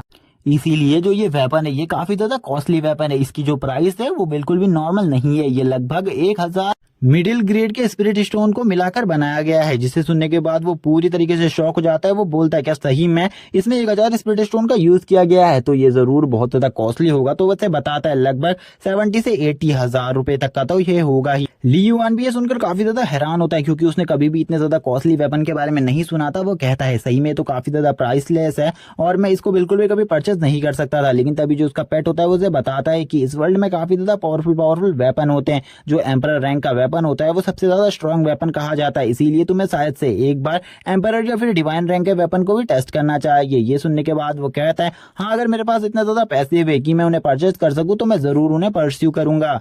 तभी उसका सिस्टम उससे पूछता है तुम किस एकेडमी को ज्वाइन करने वाले हो। तो वो उस पर उसी से क्वेश्चन करता है मुझे किस एकेडमी को ज्वाइन करना चाहिए। वो उसे बताने लगता है तुम्हें मोहुआन एकेडमी को चॉइस करना चाहिए, क्योंकि मोहुआन एकेडमी जो है वहाँ पर काफी सारे कॉम्पिटिशन होते रहते हैं तुम्हें पावरफुल बनाने के लिए। वहाँ पर काफी सारी रैंकिंग्स भी है जिनके हिसाब से तुम्हें रिवॉर्ड दिए जाते हैं। ड्रैगन रैंकिंग भी उनमें से एक रैंकिंग है। और जो दूसरी एकेडमी है वहां पर भले ही तुम्हें काफी ज्यादा अच्छे रिसोर्सेज दिए जा रहे हो लेकिन वहां पर बिल्कुल भी ऐसा कुछ नहीं है। वहां पर बिल्कुल भी टफ कंपटीशन नहीं है तुम्हारे लिए, वहां पर का कंपटीशन काफी ज्यादा इजी है। लेकिन मोहुआन में जो तुम्हें कंपटीशन पड़ेगा वो काफी ज्यादा टफ होगा, इसीलिए तुम्हें और ज्यादा स्ट्रांग बनने के लिए मोहुआन एकेडमी को चूज करना चाहिए। जहां सू जा रही है वहीं तुम्हें भी जाना चाहिए, क्योंकि वैसे भी तुम ही ने तो उससे कहा था कि जहां पर तुम जाओगी उसी जगह पर मुझे भी जाना चाहिए, क्योंकि हम दोनों एक दूसरे का ख्याल रख सकते हैं। तो रखो एक दूसरे का ख्याल। इसी के बाद ली युआन अपने सिस्टम की बात को काटते हुए कहता है, हाँ तुम सही कह रहे हो, मुझे और ज्यादा पावरफुल बनने के लिए मोहुआन एकेडमी ही जाना चाहिए। मैं जरूर मोहुआन एकेडमी जाऊंगा और अपने लेवल को और ज्यादा बढ़ा लूंगा। और अब यहीं से वो डिसाइड कर लेता है कि वो मोहुआन एकेडमी ही जाएगा। वो बिल्कुल भी दूसरी एकेडमी यानी कि यांजिन एकेडमी और बाकी किसी भी एकेडमी में नहीं जाएगा। इसी के बाद अब हमें कुछ टाइम बाद का सीन दिखाते हैं, जो कि मोहुआन एकेडमी होती है, उसमें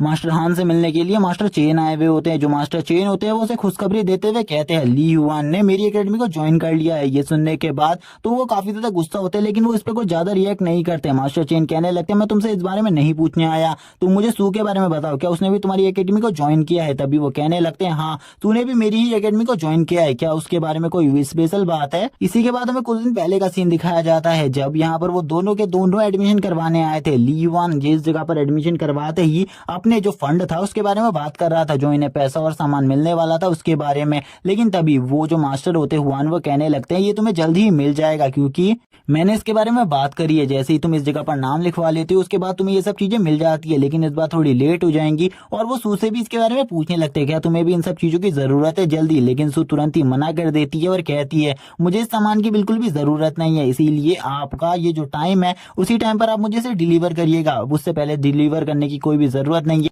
अब इसी के बाद ये स्टोरी प्रेजेंट में आ जाती है। मास्टर हुआन मास्टर चेन से कहते हुए कहते हैं कि मुझे उस लड़की के व्यवहार को देखते हुए ऐसा लगा कि वो बिल्कुल भी ली युआन की तरह कमजोर फैमिली की नहीं है, बल्कि पावरफुल फैमिली की है। मास्टर चेन हम ही बढ़ते हुए कहते हैं, तुम्हें उसका ख्याल रखना होगा। इसी के बाद हमारा सीन शिफ्ट होता है और हमें दिखाया जाता है, जो ली युआन होता है उसके घर पर वो सामान पहुंच चुका होता है 3 दिन के अंदर। ली युआन काफी ज्यादा खुश होता है और वो अपने स्पिरिट स्टोन को वापस से कन्वर्ट करने के लिए इस जगह पर आया हुआ था। ली युआन अपनी एकेडमी के ही बारे में बात कर रहा था कि वो एकेडमी काफी ज्यादा अच्छी है, लेकिन 2 महीने बाद हमें वापस से स्कूल में जाना होगा, यानी कि एकेडमी में जाना होगा और वहीं पर फिर हम रहेंगे शायद से। तभी उसका सिस्टम बाहर आता है, उससे कहता है, तुम्हें एकेडमी में काफी सारी चीजें दी हैं, जिनमें से जो वो आर्मर दिया है वो काफी ज्यादा अमेजिंग है, और वैसे भी वो जिस अलॉय से बना है वो अलॉय भी काफी ज्यादा मजबूत है। ली युआन कहता है, हाँ यहाँ पर आज मुझे जो सामान को कन्वर्ट करना है उसके बाद तो 2 महीने में मैं इतना ज्यादा परिवर्तन कर लूंगा, इतना ज्यादा अपनी लेवल को बढ़ा लूंगा कि कोई भी इसे नहीं सोच सकता। इसी के बाद हम देखते हैं ली युआन उस शॉपकीपर के पास आता है। वो शॉपकीपर कहने लगता है, क्या तुम वापस से लो रैंक के स्पिरिट स्टोन लेने के लिए आए हो? आखिरकार तुम्हें कितने चाहिए?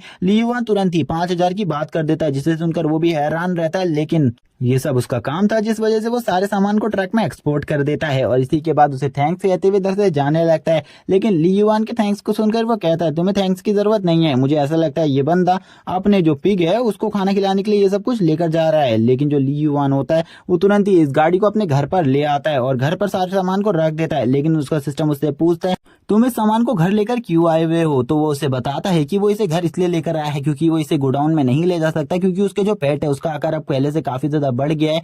अगर वो उस जगह पर उनसे लेकर जाएगा तो काफी सारे लोगों को उसके बारे में पता चल जाएगा, इसीलिए वो उस जगह पर नहीं ले जाना चाहता। उसे क्या करना चाहिए? वो अपने सिस्टम से राय पूछने लगता है। तभी उसका सिस्टम उसे बताता है, तुम इस स्पिरिट स्टोन को खुद से एब्जॉर्ब कर सकते हो। तो वो उससे कहता है, मैं इसे खुद से एब्जॉर्ब कर सकता हूँ, तो इससे मेरे पेट को क्या फायदा होगा?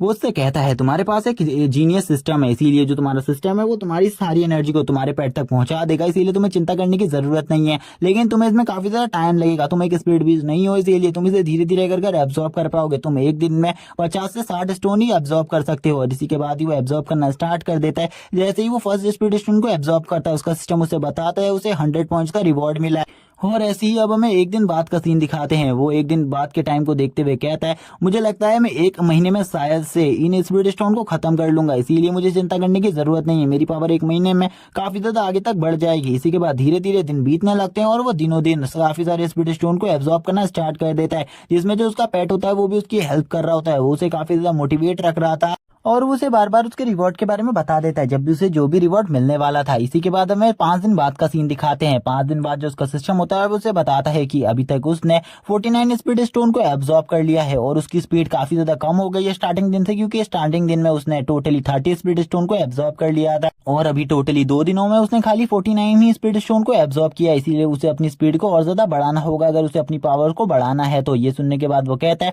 ठीक है, यहाँ पर मैं अपनी फुल पोटेंशियल को यूज करूंगा। और इस बात पर वो भी खुश होते हुए कहता है, ठीक है, तुम अपने फुल पोटेंशियल को यूज करो, मैं तुम्हारी हेल्प करने को पूरी तरीके से तैयार हूँ।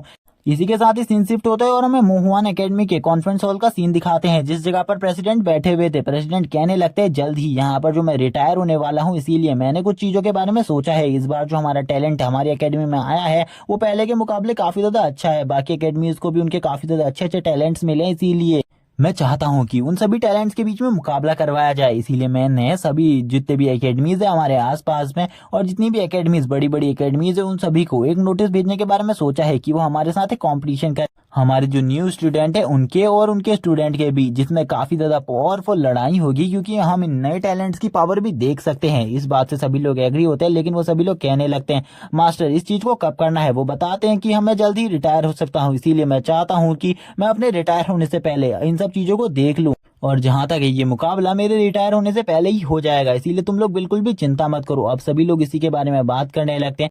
जितनी भी एकेडमी से हमारे वहां पर स्टूडेंट आएंगे हम उनकी पावर्स को भी देख पाएंगे और वो लोग भी हमारी स्टूडेंट की पावर्स को देखेंगे और टेक्निक्स भी हमें काफी सारी देखने को मिलेंगी जो कि अमेजिंग होगा। इसीलिए हमें से मना नहीं करना चाहिए और वो सभी लोग इस बात के लिए एग्री हो जाते हैं। वो कहते हैं चलो ठीक है, तुम लोग यहाँ पर खुद से डिसाइड कर लेना हमारे एकेडमी से वो 10 या 12 स्टूडेंट कौन से होंगे जो कि इस कंपटीशन में पार्टिसिपेट करेंगे। ये सुनने के बाद जितने भी इस जगह पर बंदे बैठे होते हैं वो सभी कहने लगते हैं हमारे पास ड्रैगन लिस्ट में काफी सारे बंदे हैं, हम उनमें से किसी भी बंदे को इस फाइट के लिए भेज सकते हैं आगे। लेकिन मास्टर तुरंत ही मना करते हुए उनसे कहते हैं क्या तुम्हें बिल्कुल भी समझ में नहीं आई मेरी बात? हमें 10 या 12 बंदे चाहिए जिनमें से 2 बंदे सपोर्टिव होंगे और बाकी जो मेन फाइटर होंगे वो होंगे। मैं इस सब चीजों के बारे में कह रहा हूँ क्योंकि वो सभी बंदे नए होने चाहिए। हमारे एकेडमी में 1 साल से ज्यादा पुराने स्टूडेंट को इसमें नहीं गिना जाएगा। जो नए स्टूडेंट अभी अभी एकेडमी में ज्वाइन हुए हैं और जिनको अभी 1 साल नहीं हुआ वही स्टूडेंट इसमें पार्टिसिपेट कर सकते हैं। ये सुनने के बाद ये सभी लोग काफी ज्यादा हैरान होते हैं क्योंकि बाकी सारी एकेडमीज में अभी तक क्लासेस स्टार्ट हो चुकी है, लेकिन इनकी एकेडमीज में तो अभी जो नए स्टूडेंट है उनकी तो क्लासेस भी स्टार्ट नहीं हुई, बल्कि इन बंदों ने तो अभी तक उन नए स्टूडेंट्स को देखा भी नहीं है। लेकिन तभी जो मास्टर होते हैं वो कहते हैं कुछ लोग ऐसे भी हैं हमारी एकेडमी में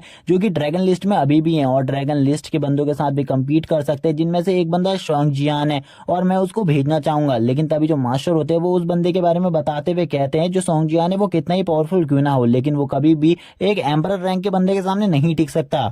यानी कि जिस बंदे के बीस्ट का लेवल एम्परर रैंक होगा उसके सामने बिल्कुल भी वो स्टैंड नहीं कर सकता। इसीलिए तुम्हें सोच समझकर बात करनी चाहिए। अगर कोई बंदा एम्परर रैंक के स्पिरिट मास्टर के बीस्ट के साथ फाइट कर रहा है तो उसका लेवल भी काफी ज्यादा होना चाहिए, इसीलिए तुम सोच समझकर बात करो। तभी हमें इस जगह पर मास्टर हुआन को भी दिखाते हैं। मास्टर हुआन इस जगह पर शांत है, लेकिन जो मास्टर होते हैं वो कहते हैं तुम लोगों को किस तरीके से तैयारी करानी है इस बारे में तुम लोग अच्छे तरीके से सोच लेना और आपस में बात भी कर लेना। लेकिन मैं तुमसे अब इतना ही कहूंगा कि ये जो भी कम्पीट है इसमें हमारे स्टूडेंट को भी अच्छा रैंक हासिल करना होगा। इसी के बाद हम देखते हैं 2 मास्टर आपस में बातें कर रहे होते हैं, जिनमें से मास्टर हुआन भी एक होते हैं। मास्टर हुआन को देखकर जो एक बंदा होता है वो कहने लगता है तुमने इस घटिया स्टूडेंट को क्यों चॉइस किया है? ये तो एक ई रैंक का बंदा है। इसमें से जो मिस सू है वो काफी ज्यादा अच्छी है, ये लड़की का जो रैंक है वो भी अच्छा है और इसने जो परफॉर्म किया है वो भी अच्छा है। तभी मास्टर रुआन उससे कहते हैं जरा उसको स्क्रॉल करो और उस बंदे के बारे में चेक करो। जैसे ही वो उस बंदे के बारे में पढ़ता है यानी कि ली युआन के बारे में, वो ऐसे ही शॉक हो जाता है। वो कहता है इसने 10th फ्लोर को क्लियर कर लिया है, पूरे के पूरे ट्रायल को खत्म कर दिया है। तो ये तो बहुत ज्यादा अमेजिंग बात है। तभी जो मास्टर होते हैं वो उसे बताते हैं कि इस बंदे ने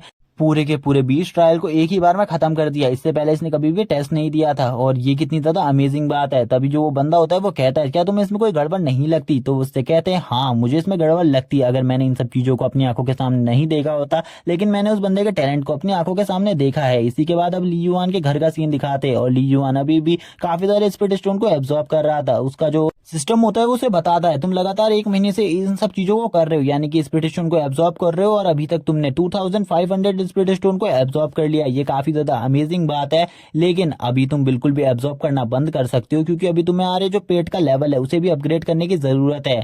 लेकिन अगर तुम कोई स्किल चाहते हो तो तुम्हें अभी एक स्किल मिल सकती है। अगर तुम 1 लाख रुपए का यूज करो तो तुम्हें एक नई स्किल मिल जाएगी जो कि काफी ज्यादा अमेजिंग होगी। इसका यूज तुम कर सकते हो कभी भी और ये स्किल बहुत ज्यादा पावरफुल है। तभी वो जैसे ही एक एसएस रैंक की स्किल के बारे में सुनता है तो वो कहता है ठीक है मैं इस स्किल को परचेस करने के लिए तैयार हूँ। इसके लिए 1 लाख रुपए पॉइंट्स काफी ज्यादा कम और वो तुरंत ही इस स्किल को परचेस कर लेता है। जिसे जैसे ही वो परचेस करता है जो उसका सिस्टम होता है वो उसे रिवॉर्ड के रूप में कहता है मैं तुम्हें 500 कॉइन्स एक्स्ट्रा देता हूँ और वो काफी ज्यादा खुश होता है। अब ली युआन उससे कहता है तुरंत ही मेरे बीस्ट कि पावर लेवल के बारे में बताओ, आखिरकार उसका लेवल कितना ज्यादा बढ़ गया है। तभी उसका सिस्टम उसे बताता है तुम अपने पॉइंट्स से भी अपने बीच के लेवल को अपग्रेड कर सकते हो, अगर ऐसा तुम करना चाहते हो तो करो। तुरंत ही ऐसी बात सुनकर ली युआन काफी ज्यादा खुश हो जाता है। वो उससे कहता है मेरे पास कितने कॉइन है जल्दी मुझे बताओ। तो वो उसे बताता है उसके पास 1.5 मिलियन पॉइंट्स हैं और ये काफी ज्यादा अच्छे हैं उसके लिए। जैसे ही वो ये बात सुनता है उसका सिस्टम उससे कहने लगता है हाँ ये काफी ज्यादा है तुम्हारे पास और इससे तुम अपने बीस्ट को शायद से अपग्रेड तो कर ही सकते हो। तुरंत ही वो उससे कहने लगता है ठीक है उसके जल्दी जिन जिन चीजों को अपग्रेड करने के लिए मैं कह रहा हूँ उन चीजों को अपग्रेड कर दो। वो सबसे पहले उसके चारों तरफ एक बहुत ज्यादा पावरफुल आर्मर की बात करता है और उसे ये भी बताता है उसकी हाइट को भी अपग्रेड कर दो और इसके साथ साथ जो उसके क्लॉज हैं उनकी पावर्स को भी काफी ज्यादा बढ़ा दो। और वो जैसे ये सब कुछ कर देता है उसके बीस्ट जो होता है वो तुरंत ही पीक लेवल पर पहुंच जाता है जनरल रैंक के। और ये काफी ज्यादा अच्छी बात थी, लेकिन अभी भी वो किंग रेलम से काफी ज्यादा दूर होता है, जिसे देख वो काफी ज्यादा दुखी था। वो कहता है मेरा भी इस जनरल रैंक का नहीं होना चाहिए था, मुझे लगा था वो किंग रेलम में पहुंच जाएगा, मुझे इतने सारे कॉइन्स वेस्ट नहीं करने चाहिए थे, मुझे तो लगा था वो एम्पर रैंक पे पहुंच जाएगा। लेकिन तुरंत ही जो उसका सिस्टम होता है उसे बताता है अभी तुम्हारे पास 250 स्पिरिट स्टोन और बचे हैं, अगर तुम इन्हें एब्जॉर्ब कर लोगे तो तुम्हें तुरंत ही 2.5 मिलियन पॉइंट्स मिल जाएंगे, इसीलिए तुम्हें चिंता करने की कोई भी जरूरत नहीं है। और वो जैसे ही इस बारे में सुनता है वो काफी ज्यादा खुश हो जाता है। वो कहता है लेकिन इसमें मुझे काफी ज्यादा टाइम लगेगा और इतना टाइम मेरे पास बिल्कुल भी नहीं है। लेकिन उसका सिस्टम उसे कहता है मैं इसमें तुम्हारी पूरी तरीके से मदद करूंगा, चलो ठीक है स्टार्ट करो अब एब्जॉर्ब करना। लेकिन उसका सिस्टम उसे काफी सारी चीजों के बारे में नहीं बताता, जैसे कि सू के कॉल, सू ने इस टाइम तक 2000 कॉल्स कर दिए थे ली युआन को, लेकिन उसने एक भी कॉल पिक नहीं किया था, जिसके बारे में सिस्टम को सब कुछ पता था। इसी के बाद 1 महीने बाद का सीन दिखाते हैं हमें। अब 1 महीने बाद के सीन में कुछ भी नहीं बताया जाता ली युआन के बीस्ट के बारे में, लेकिन सू और मास्टर हुआन उसके पास पहुंच चुके थे। जो सू होती है वो उससे कहने लगती है मैंने तुम्हें 2000 कॉल्स किए, तुमने एक का भी रिप्लाई नहीं किया। ली युआन इस बात पर कहता है मैं काफी ज्यादा बिजी था अपने पावर्स को बढ़ाने में, इसीलिए मैं तुम्हारे कॉल्स का रिप्लाई नहीं कर पाया, लेकिन अब हम दोनों तो एकेडमी में ही हैं, इसीलिए हमें कॉल्स की कोई भी जरूरत नहीं पड़ेगी, हम कभी भी आपस में एक दूसरे से बात कर सकते हैं। मास्टर भी अब उन्हें उस ट्रेन के अंदर ले आते क्योंकि ये दोनों ही अब इस ट्रेन से एकेडमी की तरफ जाने वाले थे। मास्टर कहते हैं मुझे लगता है तुम जल्द ही एकेडमी पहुंच जाओगे सही सलामत। तभी जो ली युआन होता है वो उनसे कहता है सही सलामत कहने का आपका क्या मतलब है। अब जो मास्टर होते हैं वो कुछ देर के लिए शांत हो जाते हैं, इसीलिए वो दाएं बाएं बाकी सारी चीजों को देखने लगता है। ली युआन तुरंत ही जो सू होती है उससे पूछता है तुमने अपने बीस्ट के लेवल को कहां तक पहुंचा दिया, तो वो उसे बताती है वो जनरल रैंक के 3 स्टार पर पहुंच गया है। लेकिन ये कोई भी ज्यादा बड़ी बात नहीं है, क्योंकि तुम जब झाओ से फाइट कर रहे थे तब तुम्हारा जो बीस्ट का रैंक था वो भी जनरल रैंक के 3 स्टार पर ही था, इसीलिए मुझे अभी तुमसे भी ज्यादा स्ट्रांग बनना है। ली युआन उससे कहता है वैसे भी तुमने जो प्रतिभा दिखाई है यानी कि जो तुम्हारा टैलेंट है वो काफी ज्यादा अच्छा है, मैं बिल्कुल भी इतने ज्यादा टैलेंट को एक्सपेक्ट नहीं कर सकता तुमसे, यानी कि जो तुम्हारा टैलेंट है वो नॉर्मल ह्यूमन से तो काफी ज्यादा है। ली युआन फिर से मास्टर से कहता है आपका यहाँ पर सही सलामत कहने का क्या मतलब था, हम इतनी ज्यादा महंगी ट्रेन में आखिरकार क्यों जा रहे हैं अगर हम सेफ ही नहीं पहुंचेंगे तो। मास्टर उन्हें बताते हैं आगे जब वो मिड एरिया में पहुंच जाएंगे तो उन्हें ऐसा लगता है उनके सामने काफी ज्यादा बड़े खतरे होंगे, क्योंकि बीस्ट का एक जो झुंड है वो इसी ट्रेन के पीछे पड़ा हुआ है और अगर उन्होंने इसके ऊपर हमला कर दिया तो बहुत ज्यादा मुश्किल क्रिएट हो जाएगी। और अगर उसमें कोई किंग रेलम का बीस्ट हुआ, एम्परर रेलम का बीस्ट यानी कि डीमन हुआ, तो उनके लिए भी बहुत प्रॉब्लम क्रिएट हो जाएगी, वो भी खाली उस बीच को 5 ही मिनट के लिए रोक पाएंगे। अब ये सुनने के बाद तो ली युआन की भी हालत खराब हो जाती है। वो कहता है अगर मास्टर 5 ही मिनट तक उसे रोक पाएंगे तो मेरा तो कोई सामना ही नहीं है उसके सामने, मैं तो एक ही बार में खत्म हो जाऊंगा, इसीलिए लगता है मैं अभी भी काफी ज्यादा वीक हूँ, मुझे भी अभी काफी ज्यादा स्ट्रांग बनना है। मास्टर उन दोनों से कहते हैं तुम्हें आराम कर लेना चाहिए, क्योंकि बाद में तुम्हें ये आराम नहीं मिलने वाला, जब तुम एकेडमी पहुंच जाओगे तुम्हारे सामने काफी ज्यादा खतरे होंगे। जैसे ही जो सू होती है वो बीस्ट के बारे में सुनती है वो काफी ज्यादा शॉक हो जाती है। वो मास्टर से कहती है कि आप डीमंस के बारे में बात कर रहे हैं, मैंने आज से पहले कभी भी डीमन से फाइट नहीं करी। लेकिन मास्टर हंसते हुए उनसे कहते हैं तुम्हें चिंता करने की जरूरत नहीं है, जब तक मैं इस जगह पर हूँ तुम्हें कुछ भी नहीं होगा, मैं तुम्हें पूरा भागने का मौका दूंगा अगर डीमन इस जगह पर आ जाते हैं तो। इसी के बाद सीन शिफ्ट होता है, हमें इस ट्रेन का सीन दिखाया जाता है। ये ट्रेन की स्पीड इतनी ज्यादा होती है कि इतनी स्पीड में इस जगह से निकल रही थी, इसके ऊपर कोई भी डीमन अटैक नहीं कर सकता था। लेकिन तभी जो हेडक्वार्टर होता है वो इस ट्रेन के जो भी पैसेंजर होते हैं उन सभी को इन्फॉर्म कर देता है कि बीच की जो वेव है उन्होंने इसकी ट्रेन के आगे वाले जगहों पर हमला कर दिया है, इसीलिए आगे वाली जगह क्लियर नहीं है, जिस वजह से इस ट्रेन को काफी ज्यादा खतरा हो सकता है आगे जाने में। इसीलिए अगर आप लोग इस ट्रेन से बाहर निकलना चाहते हैं तो आप जा सकते हैं। तभी जो एक बंदा होता है वो इस जगह पर आ जाता है और वो मास्टर से कहने लगता है आपको हमारी हेल्प करनी चाहिए, ये काम आप बहुत ज्यादा इजीली कर लेंगे, क्योंकि हमें नहीं लगता वो लोग ज्यादा पावरफुल हैं, क्योंकि इन लोगों को उसके बारे में कोई भी इन्फॉर्मेशन नहीं थी, इसीलिए ये चाहते थे इनके जितने भी स्टूडेंट है वो लोग इनकी हेल्प करें। और ये हाथ जोड़कर यहाँ पर इन सभी पैसेंजर के लिए उनसे भीख मांगने लगते हैं, क्योंकि इन पैसेंजर की जान खतरे में थी, इसीलिए ये लोग मास्टर से हेल्प मांगते। तो मास्टर भी इस बात के लिए तैयार हो जाते और मास्टर कहने लगते हैं ठीक है मैं आगे जाकर तुम्हारी हेल्प करने को तैयार हूँ, क्या तुम लोगों के पास रेगिस्तान में चलने वाली बाइक्स हैं? तो वो इसके लिए हाँ करते हैं और वो कहते हैं कि आप दोनों बाइक का यूज कर सकते हैं, लेकिन प्लीज हमें इस खतरे से निकाल दीजिए, जिस पर मास्टर भी मान जाते हैं। और मास्टर अपने दोनों स्टूडेंट से कहते हैं क्या तुम दोनों भी इस जगह पर मेरे साथ आना चाहोगे? सू तो मान जाती है, ली युआन भी मान जाता है और वो दोनों ही कहने लगते हैं हम आपके साथ जरूर आएंगे, क्योंकि हम दोनों को भी काफी ज्यादा प्रैक्टिस करनी।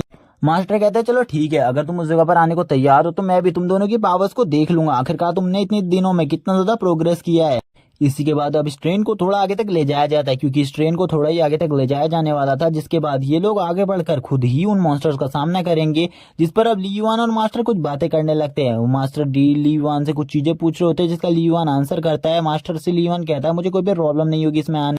इसी के बाद जो सू होती है वो बोलने लगती है मुझे ये बाइक बिल्कुल भी चलानी नहीं आती। तो मास्टर उससे कहते हैं तो तुम ली युआन के साथ आ जाना, तुम्हें कोई भी प्रॉब्लम नहीं होगी ली युआन के साथ आने में, मुझे ऐसा लगता है। और मास्टर इस बाइक को लेकर निकल जाते हैं। ली युआन कहने लगता है मास्टर आप रुक जाइए। और तभी वो ली युआन से पूछती है क्या तुमने कभी इस चीज को चलाया है। तो ली युआन मना करता है। वो कहता है मेरे पास कभी भी इतना पैसा नहीं हुआ कि मैं ऐसी चीजों को बाय कर सकूं, लेकिन मैं इसे जरूर चला लूंगा क्योंकि मुझे ऐसा लगता है ये भी एक बाइक की तरह है। और जब वो उसे चलाता है तो उसे पता चल जाता है ये सही में एक बाइक की तरह है। और वो भी अब इस बाइक को बहुत ज्यादा स्पीड में चलाना स्टार्ट कर देता है, जिससे वो दोनों एक दूसरे के काफी ज्यादा करीब आ जाते हैं इस टाइम पर। और उसने उसे अच्छे तरीके से पकड़ा हुआ था। ली युआन तुरंत ही अब इसकी स्पीड को और ज्यादा बढ़ा देता है। और अब ये बाइक जो होती है वो इतनी ज्यादा स्पीड में चल रही होती है, ये उस ट्रेन की स्पीड को भी क्रॉस कर देती है, जिससे सू और ज्यादा जोर से ली युआन को गले लगा लेती है। और ली युआन अब सू के साथ आगे बढ़ने लगता है। और थोड़ी ही देर में वो मास्टर के पास भी पहुंच जाता है। और मास्टर के पास पहुंच कर कहता है मास्टर हमें वो जगह कहाँ पर मिलेगी जिस जगह पर हमें उन लोगों के ऊपर हमला करना है, यानी कि उन मॉन्स्टर्स के ऊपर। तो मास्टर कहते हैं चलो तुम रुको, थोड़ा ही आगे वो जगह मिल जाएगी। वो मॉन्स्टर्स काफी ज्यादा पावरफुल हो सकते हैं, इसीलिए अगर तुम लोगों को बचने का मौका मिले और भागने का मौका मिले तो तुरंत ही भाग जाना। तुम्हें उस जगह पर रुक कर फाइट करने की कोई भी जरूरत नहीं है। और मास्टर तुरंत ही अपनी बाइक को छोड़ देते हैं, क्योंकि आगे मॉन्स्टर्स का एक बहुत बड़ा ग्रुप था और वो अपने बीस्ट को बाहर निकाल लेते हैं। इसी के साथ ही वाला पार्ट यहीं पर एंड हो जाता है। अगर इस सीरीज का नेक्स्ट पार्ट चाहिए तो कमेंट सेक्शन में लिख देना और चैनल को सब्सक्राइब कर देना याद से। Okay bye guys.